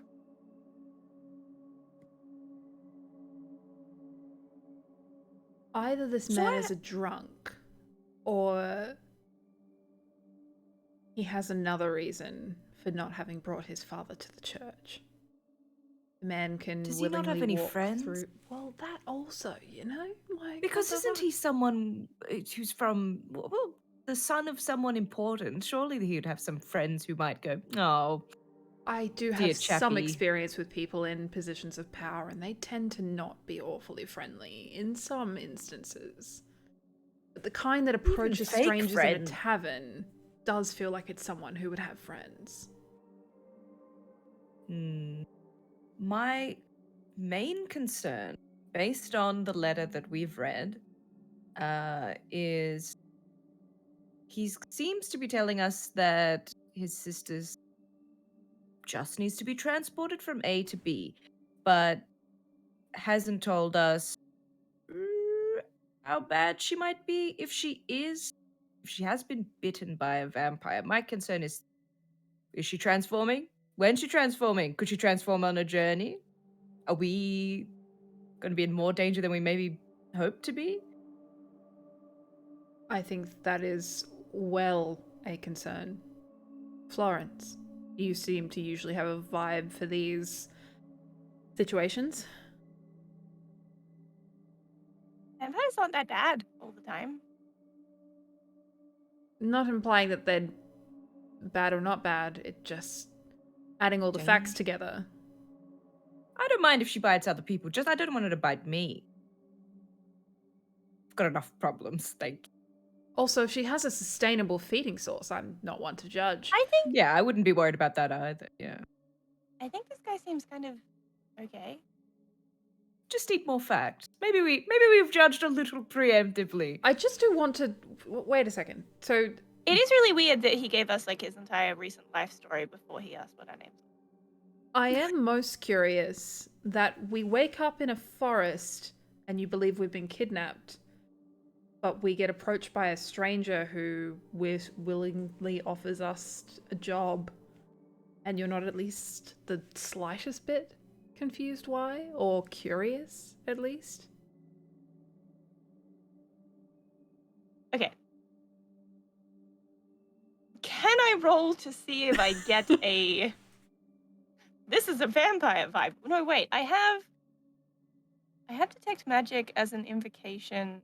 I don't know how often I can use it. I can cast Detect Magic at will without using a spell slot as one of my Eldritch invocations. Can I just like look at him and be like, Detect Magic, is this man secretly a vampire man? Does Detect Magic work like that? Let me Google it. Okay, Detect Magic will detect a school of magic. It's not like Terra's Divine Sense, where it'll tell you if Yeah. it's like Fiend, Fey, or Undead. I will say, I mean, if you want to do it, you are more than welcome to. But if he had like a magic disguise on, that would show point. that. Yes, it would. There is no illusion magic. You don't get...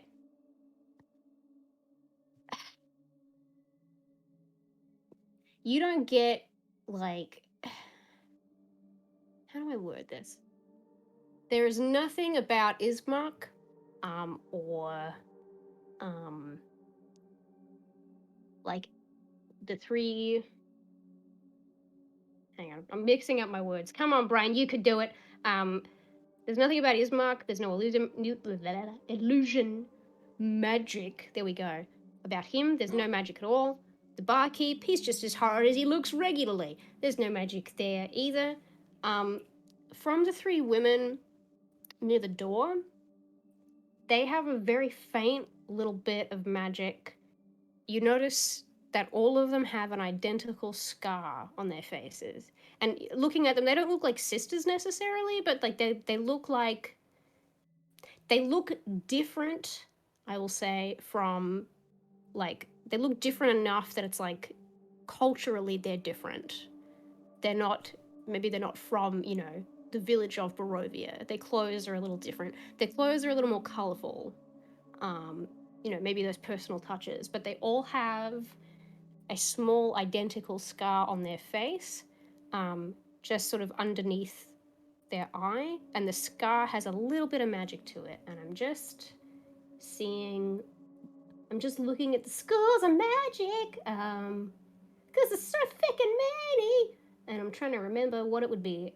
It's very minor. It's like barely even a blip. So it's not like this is an enchantment that will turn me into a giant dog that kills everyone. Like it's not anything that you're like, oh my god, what is that? It is abjuration. And abjuration is like protective in nature. And that makes sense. Yeah. If you can do some little protective spell while you're living in fucking Strahd country. Yeah. As Good best for as you. as best as I can describe it, I think it would fall under abjuration. I mean, he's not wearing any kind of disguise. He seems to me like he's telling the truth. I say having not rolled insight because I trust him and I don't want to question my own ideas.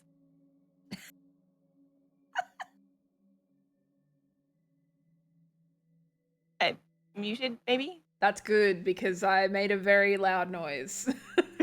It was something along the lines of, and then I was like, oh no, you heard that because you laughed. But... No, I laughed because I couldn't hear you say it.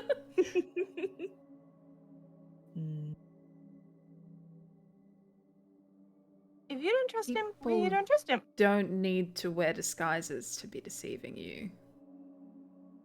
No, but I'm saying he's not like Strahd in disguise. That's not a vampire. We don't know who Strahd is. Florence. No, that's definitely no. We don't know who he We will talk about that later. Florence. Hmm? Roll me a deception check. is. Bacchus, roll me an insight check. I don't have good insight, so you're probably pretty Nia's lucky. just hanging around like that. Nia, you roll inside as well, Nia, if you like. Okay. I got new dice. Got a out. 19. Nah, Oh, I shit. don't beat that. 8. I got an 11, so. She doesn't know who Strahd is. Yeah, but she pulled a name out of nowhere. Like. I mean, you can feel about that how, like, well, he said the name Strahd. Yeah. Oh, yeah, true. Maybe I'm But- just really good with Yeah, names. but she did just say Strahd and vampire in the same sentence. True. So- I don't know that we know that. I will say, yeah, old mate Ismark, he did not say that Strahd was a vampire. He had not Yeah. told you that. But theoretically. That's outside knowledge. Do you feel like. Okay, so. Strahd, in his context, he was talking about. What was it he said exactly about Strahd? He said Strahd's taken a special interest in Irina, and that ever since he's taken that special interest, there were attacks at the house of sort of wolves and undead and other creatures. You don't know whether he intended to tell you whether Strahd was a vampire. You don't know whether he knows Strahd is a vampire. All he knows from what he told you so far was that, yeah, Strahd had taken a special interest in her, and that from these attacks, he felt that Irina's life was in danger and that she had to get out of Dodge.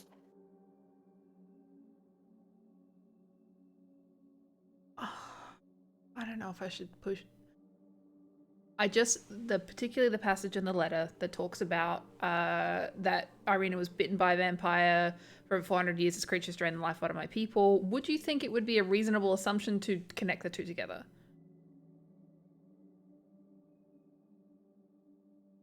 I think if you, I don't know that you would necessarily be like. It depends. Like, how do I put this? If it's something that you feel that Bacchus would think, this letter said that Irina was bitten by a vampire. Now, this guy, her brother, says that this guy Strahd has taken a special interest in her. I think you wouldn't necessarily be like 100% how do I? Because you're not doing it with a check, right? Like, you don't know whether you're like right, but if you feel that you've made that connection and you're like gut feel, I feel like he's a vampire. I mean, and Florence also just said he's a vampire, and Yeah, that's more the part that I think has connected everything. yeah. So I mean, look, you can if you gut feel, you're like, okay, maybe he's a vampire. But it's like, if you then think, okay, well, why does Florence know that? That's something that you can just hold on to for later. You could push it with her now. You could ask Ismark for clarification, or be like, hey, well, you gotta tell us this. Do you know anything interesting, like, about Strahd? Like, Okay. All right. I'm picking up what you're putting down. Yeah. I just don't want to move into meta territory, but Yeah. I will be suspicious in character. I'm already suspicious, but it's fine. Well, yeah, no, that's the trouble with like deception and insight and knowing things. It's like, yeah, but I know things. But It's more like, sometimes. obviously she is trying to deceive us, but I guess we just don't believe that she knows who he is. It's just that she said a name and she said it randomly. Maybe we could think she's lying. Who knows? The important thing is Florence is lying to us, but we don't know about it. So she's in the good books for now. Florence would never lie.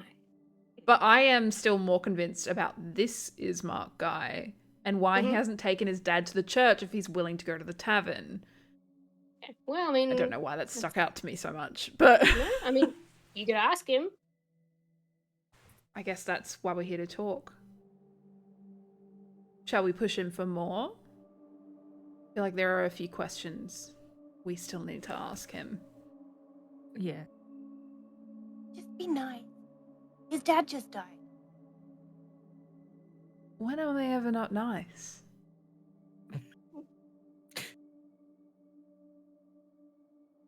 I'm just saying. He's lost his father. Okay. All right. I'll keep it in mind. I'm also debating something. But I don't think I will. I'll keep it in my mind for later.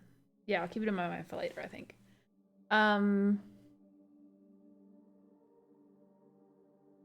Yeah.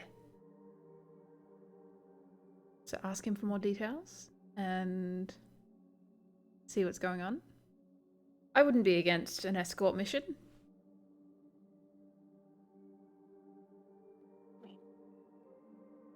Sounds good to me. Can't be that hard.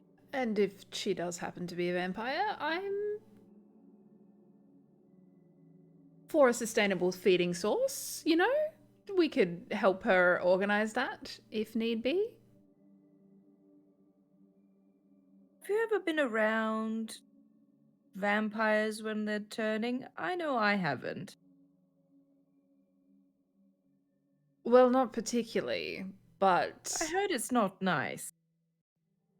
Well, I feel like maybe we'll cross that bridge when we get to it.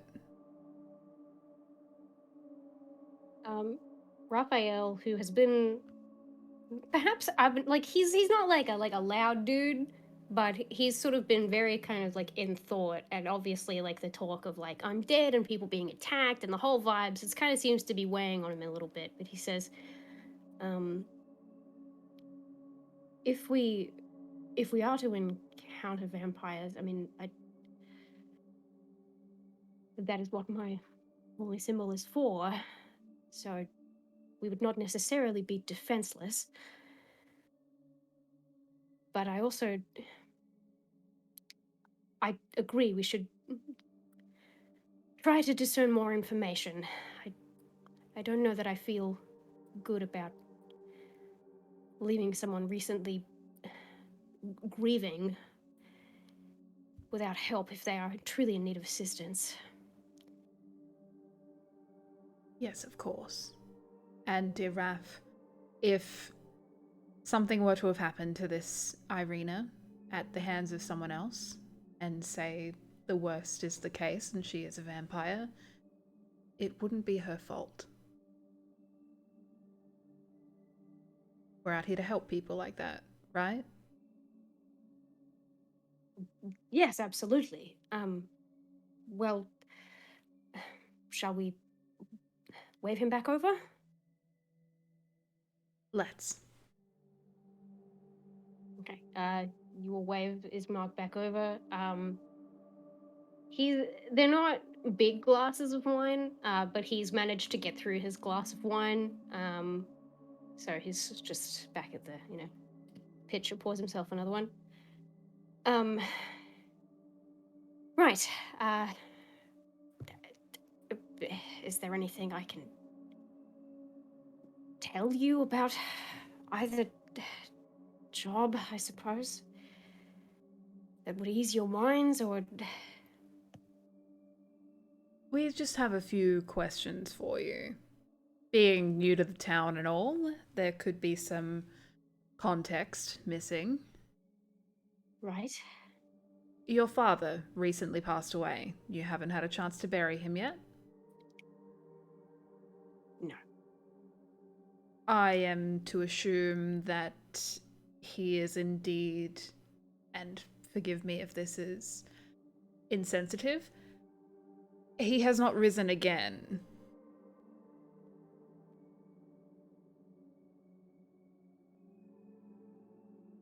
No. By the Morning Lord, such a thing is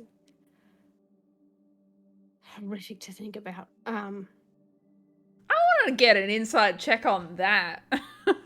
Yeah, go nuts. Yeah. I don't want to get an insight check on that. Fucking hell. That's a 1. Yeah! On a new dice. Burrows. Oh. I would say, okay, I'm gonna be nice here. You don't have to be nice. It's okay. No. Oh no, it's because it's not that hard. I think the vibe you get is it's like this is a guy who's like either seen or heard about some horrible things, and he like his house has been attacked by undead. Thinking about his dad as one of those creatures just sent like a ripple of like horror through him. Just like, oh, cool. Like my dad. Like it's just like, I don't think it wasn't anything like you know.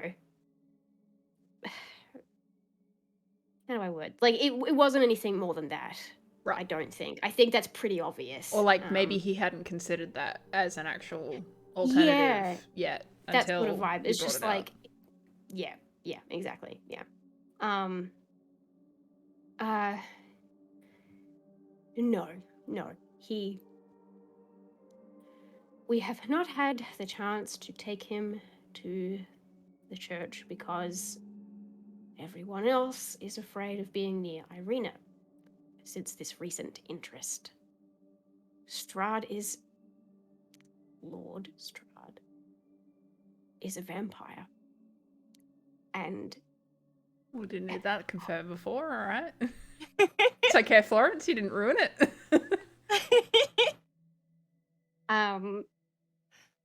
he says, I don't know of anyone who it has happened to, but having his attention does not end well. And what I mean is having his attention in this particular way is not a good thing. Surely you've seen the state of the town outside.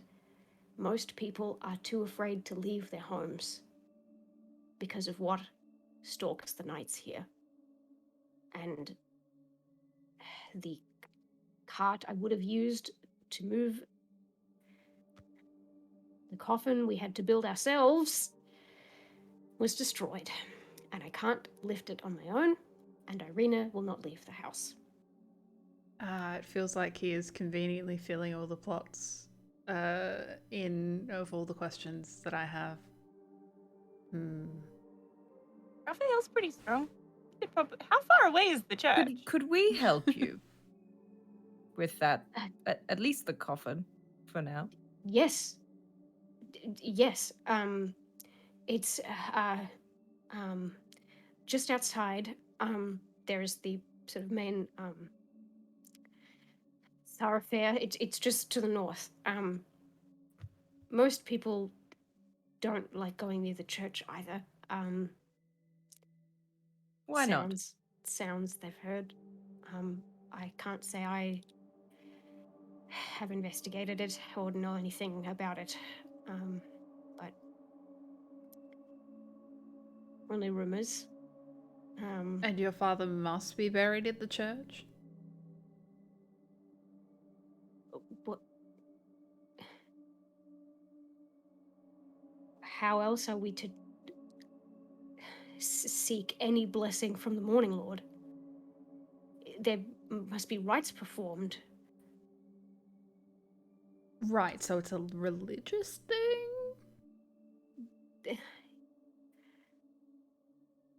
It's not something that is important to me, but I would like to know if it's something that's important to you. Real quick, everybody roll me a religion check. Yo. Get that knowledge. That one I do decently. 10. Ooh! What's wrong with my rolls? Don't even. They're so mid. I'm sorry. Is it another that one? No, it's not. I just was. Oh, thank God. She said that the rolls were mid, which is a 10, but I was just being funny. 18. Okay, so the two of you with 10s. Oh no, I got a 17. I was saying. Oh, okay. It's just me who's bad. No, because you were like, "What is wrong with my rolls?" I'm like, "Dude, I rolled like 3 nat 1s today." Yeah. Sorry, I'm not really putting the pieces together, but 17 was what I got for religion. You're fine. Now you all know how I felt when I kept rolling 4s during book club, and I was like, "What is happening?" So, Nyja, I would say that you're kind of mostly relative kind of enforced distance from most other regular people. You've heard it before referring to one of the gods, but like you're like, which one would that be? I don't know quite who he's referring to. With 17 and 18, Florence and Bacchus, you know that the Morning Lord is an uncommon name. It's kind of like considered maybe a little old-fashioned, but like people do still use it. It is the name of the god Embrys, that is Embris. But the names he's normally referred to are the Honor or the King of Fire, a sort of good aligned god of the sun, fire, justice, persistence, and dedication. Sort of like good stuff. So it doesn't immediately give you everybody in this place is evil. There's a town of cult worshippers. Like you know what I mean. It's fine. It's good. So it also perhaps seems a little ironic to all three of you that he's talking about trying to receive the blessing of a guy called the Morning Lord when there isn't really like sunlight out there. Where's the sun at? Like, what do you mean, Morning Lord? What morning? But Pray to that fake sun, idiot. Can I Your ask gods have abandoned a you. real quick question? And now so will we. Bye. yes. A couple of times you mentioned it, but I just want to know if this is like, if I'm feeling like I'm on the right track here.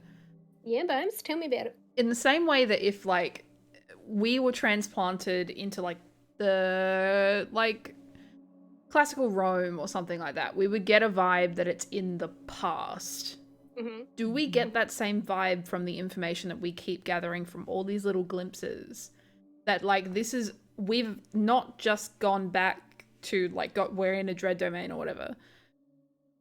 That we have gone back in time, or that it is stuck in time, or like something like that. Do we get that general gist of it, or is it just that it is completely different? If that makes sense. No. I'm picking up what you're putting down. Okay. Just a couple of things you said now, and then you're Yeah. like, oh yeah, sprinklings of it. I'm just suspicious. Yeah, no. Good question. I'm just thinking about how to address this. Huh. And you can just give me a general vibe. It doesn't. No. Okay. I will say, if you want specific stuff, if you want me to go like give you like all the juicy bits, I'm gonna need maybe like something like an Arcana check. If it's like you're trying to be like, what manner of magic is this at work here? Like sort of, if it's like time bullshit or something like that. I would say you already have the vibe that it's like old fashioned, so like a history check feels kind of redundant. You know what I mean? Yep. Like, because I'd just be giving you the same shit. I feel like, I think if you want to like try and like figure like this out, I think this is an Arcana check. Okay. Yeah. Sure. But I mean, I don't think it's gonna be hard for me to give you like a general vibe. But if you want the juicy shit, you're gonna need those big numbers, baby. Nat 1, let's go. Nope, it's the same as what I got at the start of the game. It was a natural 19 with a +5 Arcana, so that's a 24. Wait, did I get 22 at the start? I can't remember. It's so important. 22. Okay. Here's what you get. Absolutely, I love it. Beautiful. Combined with the fact that you were so like something just about you were able to like key in to those mists earlier, right? And your shadow. And especially you who is your idea. You've traveled lots of places. You have been in the Feywild for a considerable amount of time, which is very different from the material plane. You've seen stuff, right? You've seen a broad range of like places and sort of like lifestyles and things like that. I think what strikes you is you just sit and you think about sort of what you've taken in today and this place and everything.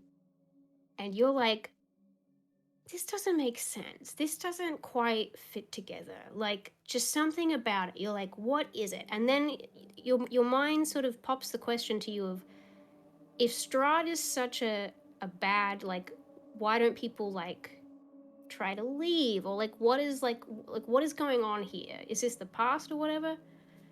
And then it strikes you, it's stagnant, is what this place is. It's not the past, but it's stuck in the past. It doesn't mean that time isn't moving, but it means that whatever it is to be a dread domain, there is something paradoxical almost going on here where it's like, it's not the same as being on the material plane. Like, there is always going to be some status quo that is maintained into how things are. So it's like, things are kind of like old-fashioned and stuff because and the thing is, like, you, like, how if Barovia had been a place on the material plane, it's like you hadn't heard of it, and maybe it's just that you hadn't heard of it, but there's this old-fashioned stuff. So it's like, maybe it was a place on the material plane a long time ago. But does that make sense? Like, it's like there's Like- this. Okay. I will recontextualize into how it's made sense in my brain. It's like a Groundhog Day, but a Groundhog Plane. But it's not like the Yeah, same kinda. day. It's like the same age. Yeah, it's like there is a status quo to things that is maintained, and whatever kind of magic, whatever, like, obviously dark bullshit maintains the magic and the kind of the bounds of this realm. It's like, put it this way, if you were the richest wizard in the world, right, and you were so powerful and great, and you found your way here, and you had all the magic at your disposal to make things better, the status quo would return it back to this, because they're like, something keeps things like this. Does that make sense? Yeah. Like, it's not the same day. It's just like, so you can, like, Yeah, you yeah. can be born and you can die and grow old and have children or whatever, but, like, they're not going to be, like, being creative or have any technological advances or anything here because there is a status quo. And I think why that makes sense to me for you to get that is because you've seen so much stuff and you are so enthused about creativity. If there's a status quo, there ain't no creativity happening. Yeah, I get it. Does that answer your question? It does answer my question, but I have a million more questions, but I don't think just sitting there theorizing about it is what's going to give me the answers. So I will thank you for your information. You are so welcome. That sounded sarcastic. It wasn't meant to be. It's okay. Thank you. What was Ismark saying? Ismark was telling us that no one wants to go near his Morning sister and Lord. that we can help him with the cart to take the coffin That's to the right. church. But he needs to do rites, and we asked him, hey, is that important to you? And he was like, let me think, and stare off into the distance while we explain who the Morning Lord is. Cut away. You blue screen. The DM had to, like, hang on, I can't puppet you at the moment. Like, I gotta puppet other stuff. Oh, he jolts back to life. Yes, the rites are important to us. He would not want to be buried without those rites being performed. I mean, perhaps the Morning Lord has abandoned this place, but it doesn't mean we can't pray. Gesundheit. So sorry, did that come through? No. Oh, it didn't No, come through. I just saw I'm you fairly sneeze. sure Keep that was the moving. loudest sneeze I've ever done in my life. If Alex doesn't run in here in 5 minutes, I'm going to be shocked. I was going to follow up what Ismark said, though, to just... I understand. It's important to keep your beliefs, especially in times when things are rough. We do have some follow-up questions about your sister also. You said the townspeople are afraid to go near her? Yes. Yes. And that's purely because of the attacks?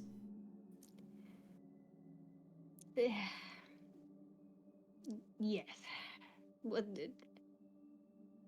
Having Strahd's interest doesn't end well. So, better to keep out of the way, I suppose. Is how they think.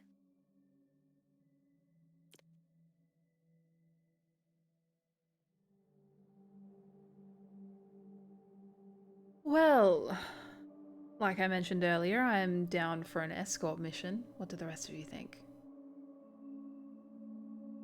I have nothing better to do, so All right. Well, um, we'll have to go to the house, to retrieve the coffin. But thank you. Um, I I honestly don't know what we would have done. Um, all right. Please, follow me. And he stands up, and he'll hold the door open for you. As you leave, if you follow to leave.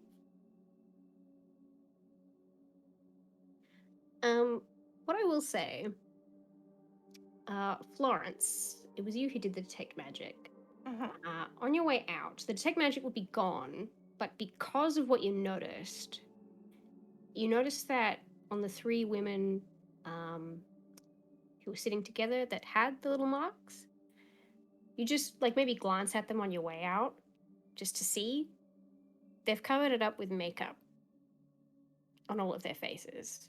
So whatever this abjurative effect is, they don't want it to be seen. Or maybe it's Right, like it was covered up with makeup the whole time. Mhm. Not they noticed that I'd done a magic thing Yeah. and were like, well, shit. Oh yes, yeah.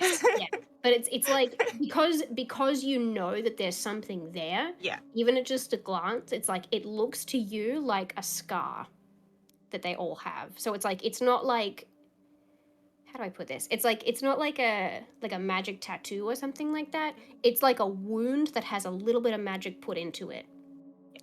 And for whatever reason, they've covered it up with makeup. Just as something you notice, as an aside. I can hear Billy meowing because the door's shut. So I'm just telling you this stuff. There's just a cat going in the background. Okay. So yeah, it doesn't take you very long at all if you're walking with Ismark up to the Burgomaster's house. Like I said, this isn't a big place, so it's like a couple of minutes at most. So what strikes you is that even amongst all the other buildings, this like sort of mansion, it looks weary. If a building can look weary. The iron fence is rusting. The iron gates are twisted and torn. Like something has been strong enough to just twist it around and bend it out of shape. The right gate lies cast aside. And the left's just swinging, creaking. There's a little bit of a breeze. A little bit of a drizzle of rain that's just started to come down. Weeds choke the grounds outside, and press into the walls of the house.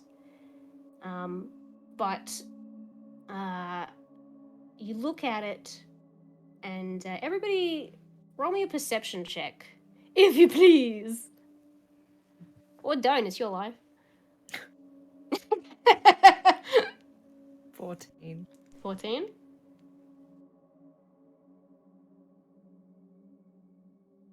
I'm really struggling with simple maths right now. 15 plus 4 is 19. Nice. Like 17, 18. Neither of those are right. I know these aren't right. I got a... Doesn't come up. Okay, that was looking at my familiar sheet. That's why it didn't come up. Pretty sure it's +1. Yeah, +1. So 13. 13. Okay. All of you notice that there's like a pattern in the weeds on the ground. They've been trampled down.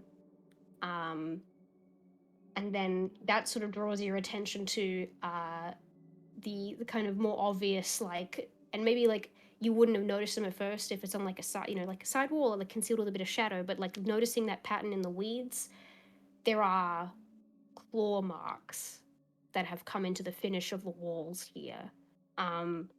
And I think for all of you, you go, oh, okay, yeah, like there's been attacks here. This corroborates their story. I think only Florence, I think only you I think you got above a 15? 19, yes, that's right. 19. I think for you specifically, you notice sort of amongst the weeds and the dirt, there's a couple of like paw prints that are like a wolf's, and kind of humanoid footprints that are in a gate that is sort of irregular and would fit, you think, with undead. Nobody walks like that on purpose. Like, it's just like the unevenness of the footfalls and the crookedness of the feet. There are soot marks that are sort of great and large against the walls of fires that have assailed the side of this mansion. How these walls are still, like, as intact as they are might be a miracle. There is not a pane or shard of glass left in any of the windows. They are all barred with planks, but even those planks are marked with stains of some evil omen, you would assume. You go past the swinging gates, and Ismark goes up to the door and he knocks, and he says, "Irina, it's me. I've brought some people to help." And you hear some shuffling behind the door, and a voice sort of muffled through what appears to be quite a thick and sturdy door that has been reinforced. You imagine with good reason. Says, "Are you sure they don't? Are you?"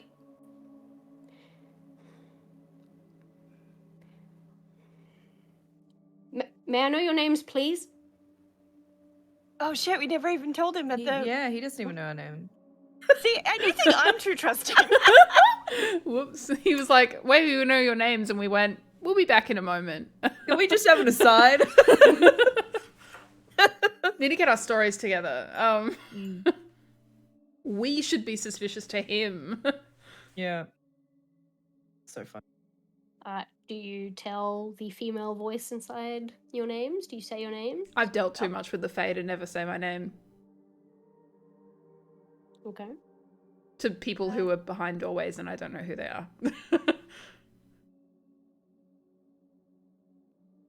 My name is Florence. I assume you're Irina? Yes.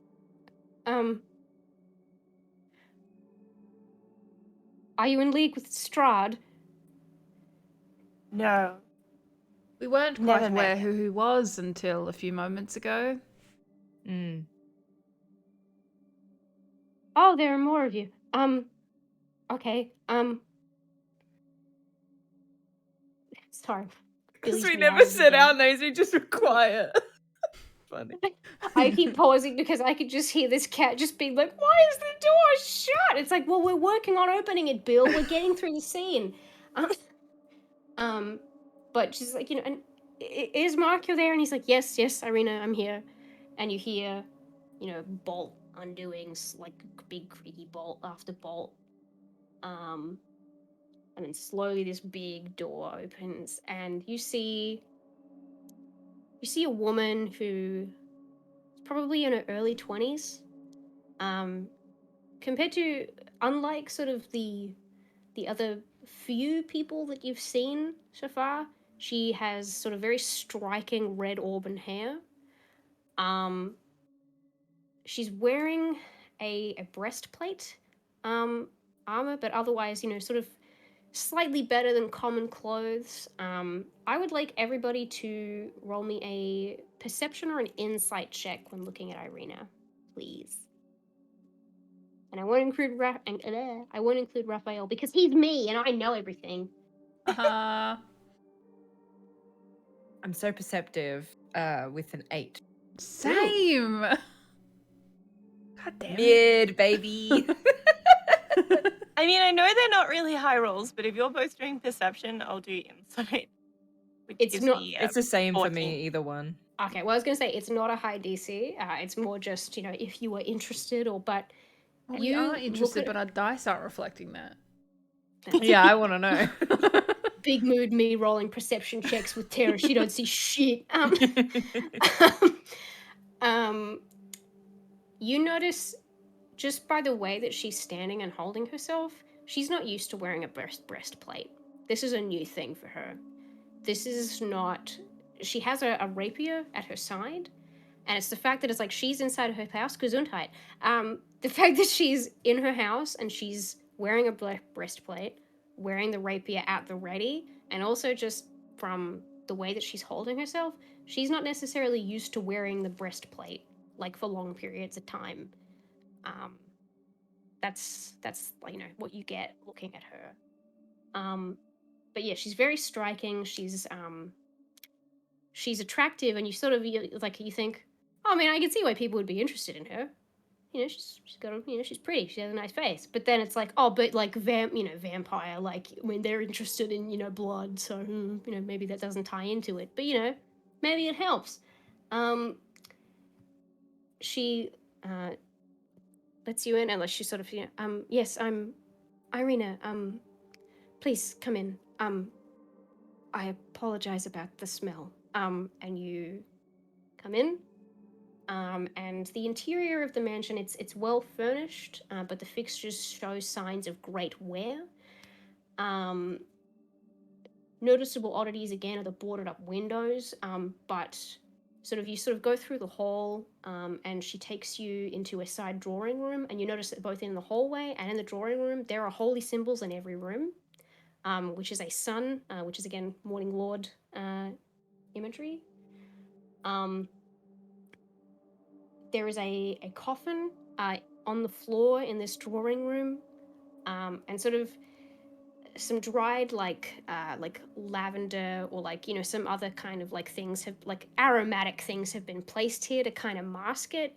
But there is a coffin that is pretty decently well crafted, but it's this isn't a coffin from a coffin maker.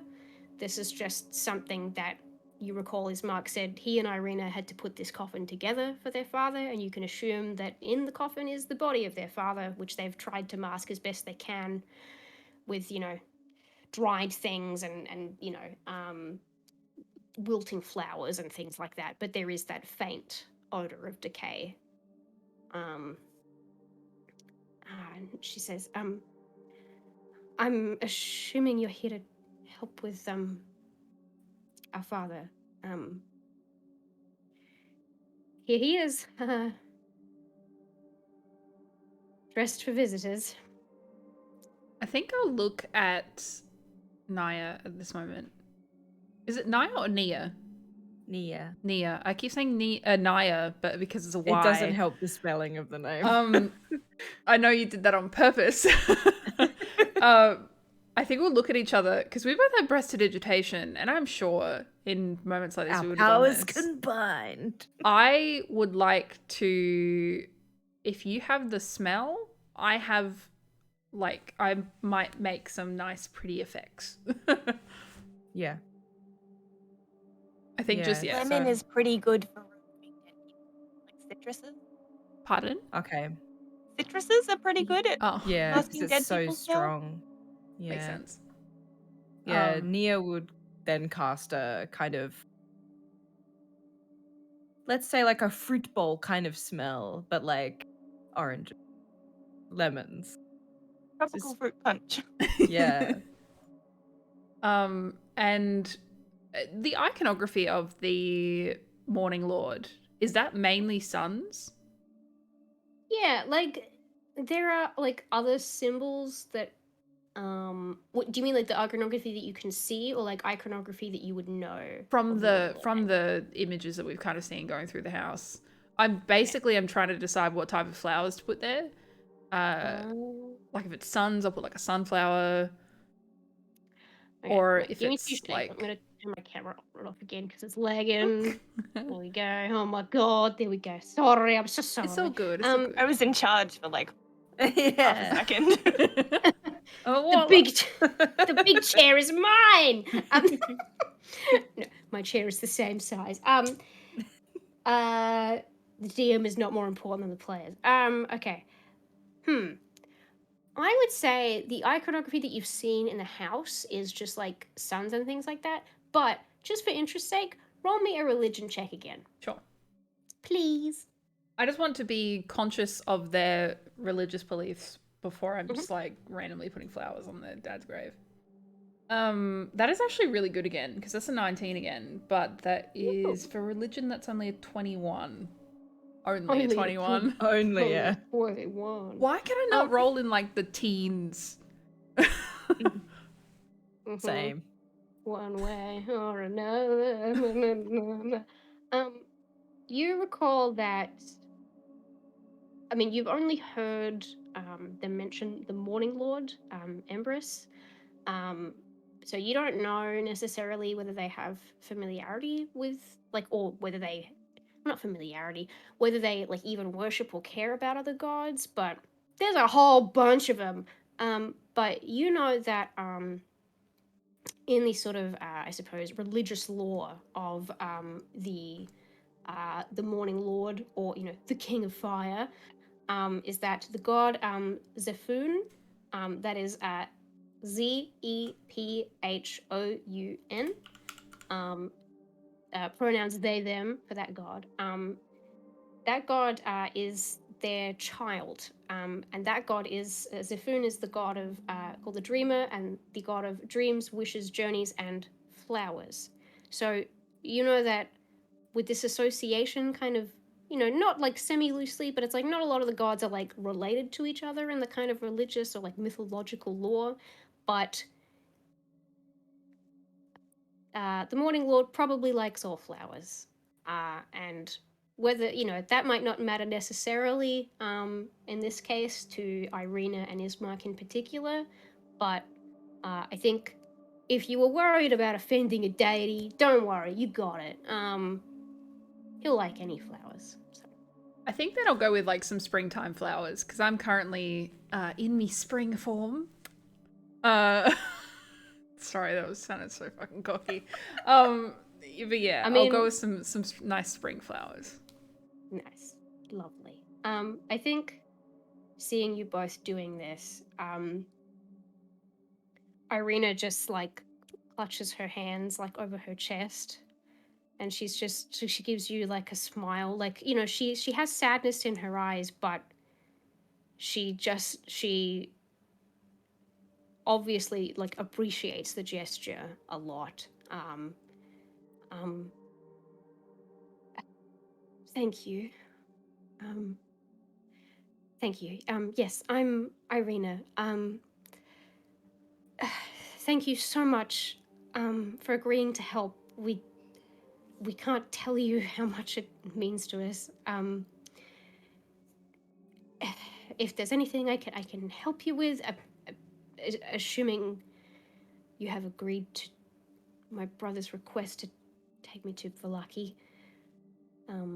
Oh, I'm glad you know about that, because it seemed like you only knew about us burying your father, and I was thinking maybe we were gonna spring that on you a little bit later. Like, hey, we're leaving now. She laughs a little bit and she says, no, his mark has been trying for days to get anybody to come with me or move me, but yeah, so don't worry. It's necessary at this point, I suppose. But yes, I'm sorry. So, Florence, I didn't catch your name. She looks at you, Bacchus. I suppose she's not a fey creature. I'll probably give her my name. Bacchus. Pleasure. And I'm Nyja. Pleasure. Well, This is Raphael. oh, yeah, I keep forgetting he's here. He's so beautiful. He just like. I imagine he's nobody just can off look looking away. at the cool sun pictures on the floor. I just only because I feel like, would that be a similar vibe to his whole deal? Funny you should ask. I'm sorry, I keep hitting you with curveballs. No. I expected this. So Oh no. I will say, with the religion check you rolled before, you know that. I mean, Raphael would have told you. He is a cleric of twilight. His god or goddess, I should say, is Quothana. And her name is spelt Quothanna. Pronouns she, I'm so her. proud of you. Why? Seamus vibes. The naming. How you like me now, Burrows? Hey, I said I was proud of you. Yeah, I know. But by Seamus. Oh, but yes, the goddess Quothana is the goddess of the night. But kind of the vibes of Quothana, if you've played Hades, the game, are similar to Nyx. That is her vibes. So she is called the First, the Night, the Mother of Gem Dragons, and her domain is night, contemplation, rest, unspoken kindnesses, and wisdom. That is Raphael's goddess, but I bring her up as well because with your religion check before, Zephun is Empress's child. Zephun's mother is Quothana. Damn, we're getting a whole family going on here. All right. Yeah, I got gods and shit, bro. I got a table. Yeah, but we're also like, look at these gods. We're just, hitting the family unit. Yeah. See, I'm glad I prepared this shit because I was so like, I'm gonna put my own special stuff. It's like, yeah, you need to do work. You need to prepare. You Doing know work this on your stuff. homebrew? She'll be right. Don't even worry about it.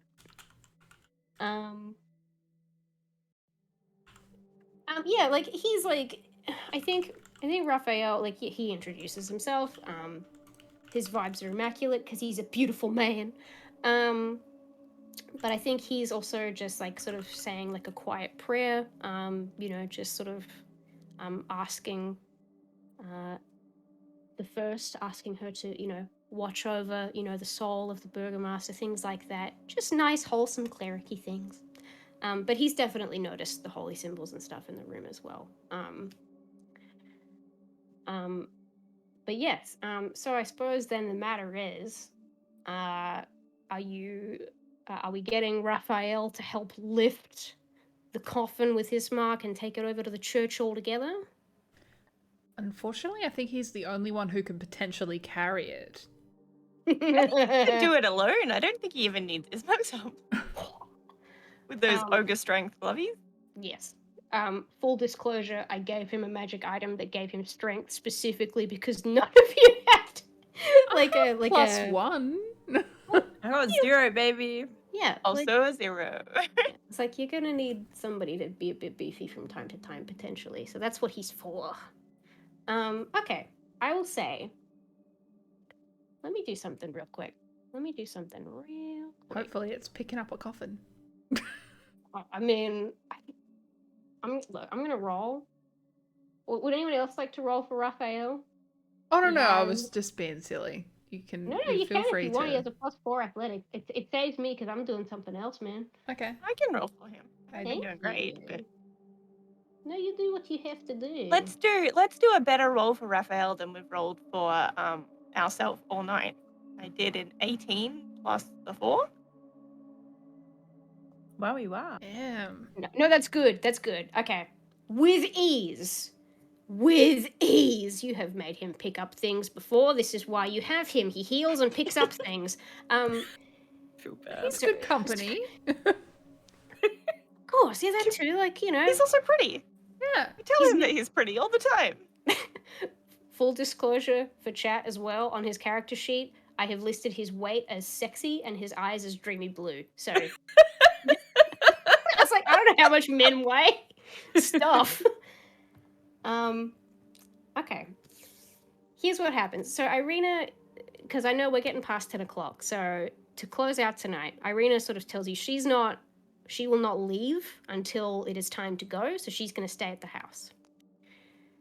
you exit with Ismark, and Ismark barely needs to do anything because with that roll, your man got it. That's what he's here for. And you all start making your way up toward the church and the cemetery. What you don't see is, with a natural 20 plus 14 for a 34, there is a singular bat hanging from a tree just on the outskirts of town that is very intently watching all of you as you make your way up the slight incline toward the church. Gesundheit! And that's where we'll finish tonight. Woo! We did it! We did it, fam. He died, except for the people that were already dead. Nobody died yet. No, I don't want to kill anyone. That's you guys. I'll kill other people. It's fine. Thank you everybody for watching. I hope this was entertaining. As promised, one of the hidden messages in the promotional image that I made is if you start at the bottom right corner and the short side of the image, all the way around the border, I have handwritten the first verse and chorus of Never Gonna Give You Up by Rick Astley in a very low opacity, but it is there. So there you go. Oh my god. It is there. How good is Friendo, though?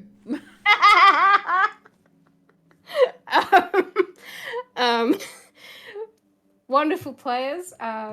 Please tell everybody things about yourselves, starting with the lovely Mel. That's me. As I said at the beginning of stream, I am Lifson. I am a streamer and I am a cosplayer. I am also a vampire enthusiast. In and out of D&D, I just really like them. There are vampires on my dress, which I didn't actually do on purpose. I realized it halfway through stream, and I was like, should I get changed? No, people will notice if I get changed. There are vampires on my dress. Yeah, I am playing Florence, and she has secrets. And I don't know when I'm going to reveal them. So, hey, have fun with that. I put extra points in deception just cause. PastelSparkles, take it away. Hi, it's me, PastelSparkles. Sometimes I stream, and sometimes I'm sick. And I really like D&D. I had a lot of fun today. So, I also have secrets, and I'm gonna be honest with you. The only reason they're probably gonna stay secrets is because I'm gonna forget about them. I won. And there you go.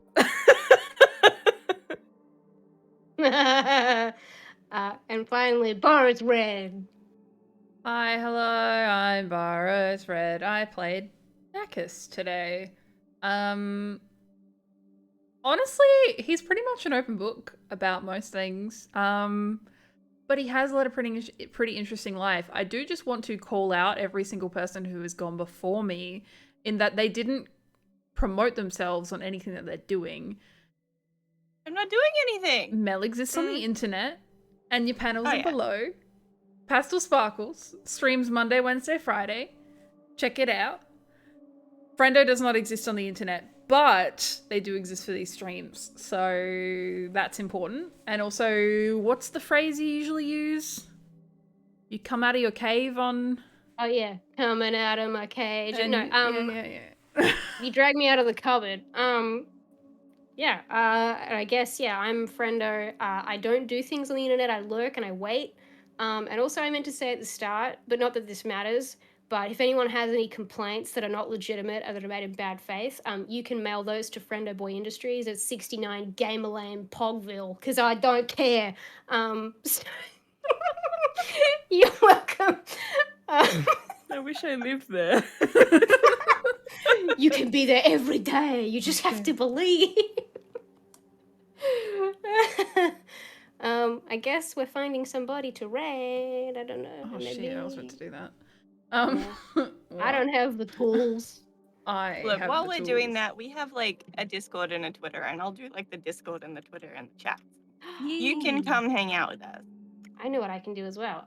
I actually made it is an instrumental playlist for Curse of Strahd that I've shared with the players. It is called DJ Ravenloft Garlic Bangers, and it was called Gothic Bangers, but then the lovely Bibby walked past my computer and he thought it said garlic, and I was like, well, I have to change it now.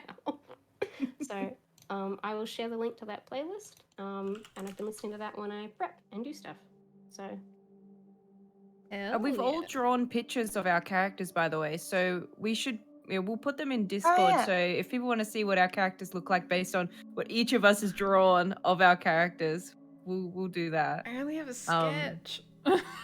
That's Gotta fine. catch up. Put the sketch in now, and if you finish it before next Tuesday, I'll put it up in my Tuesday promo. Be like, hey, bitches, vampires, and friends / enemies. Don't you pull that face at me. I'll do what I want.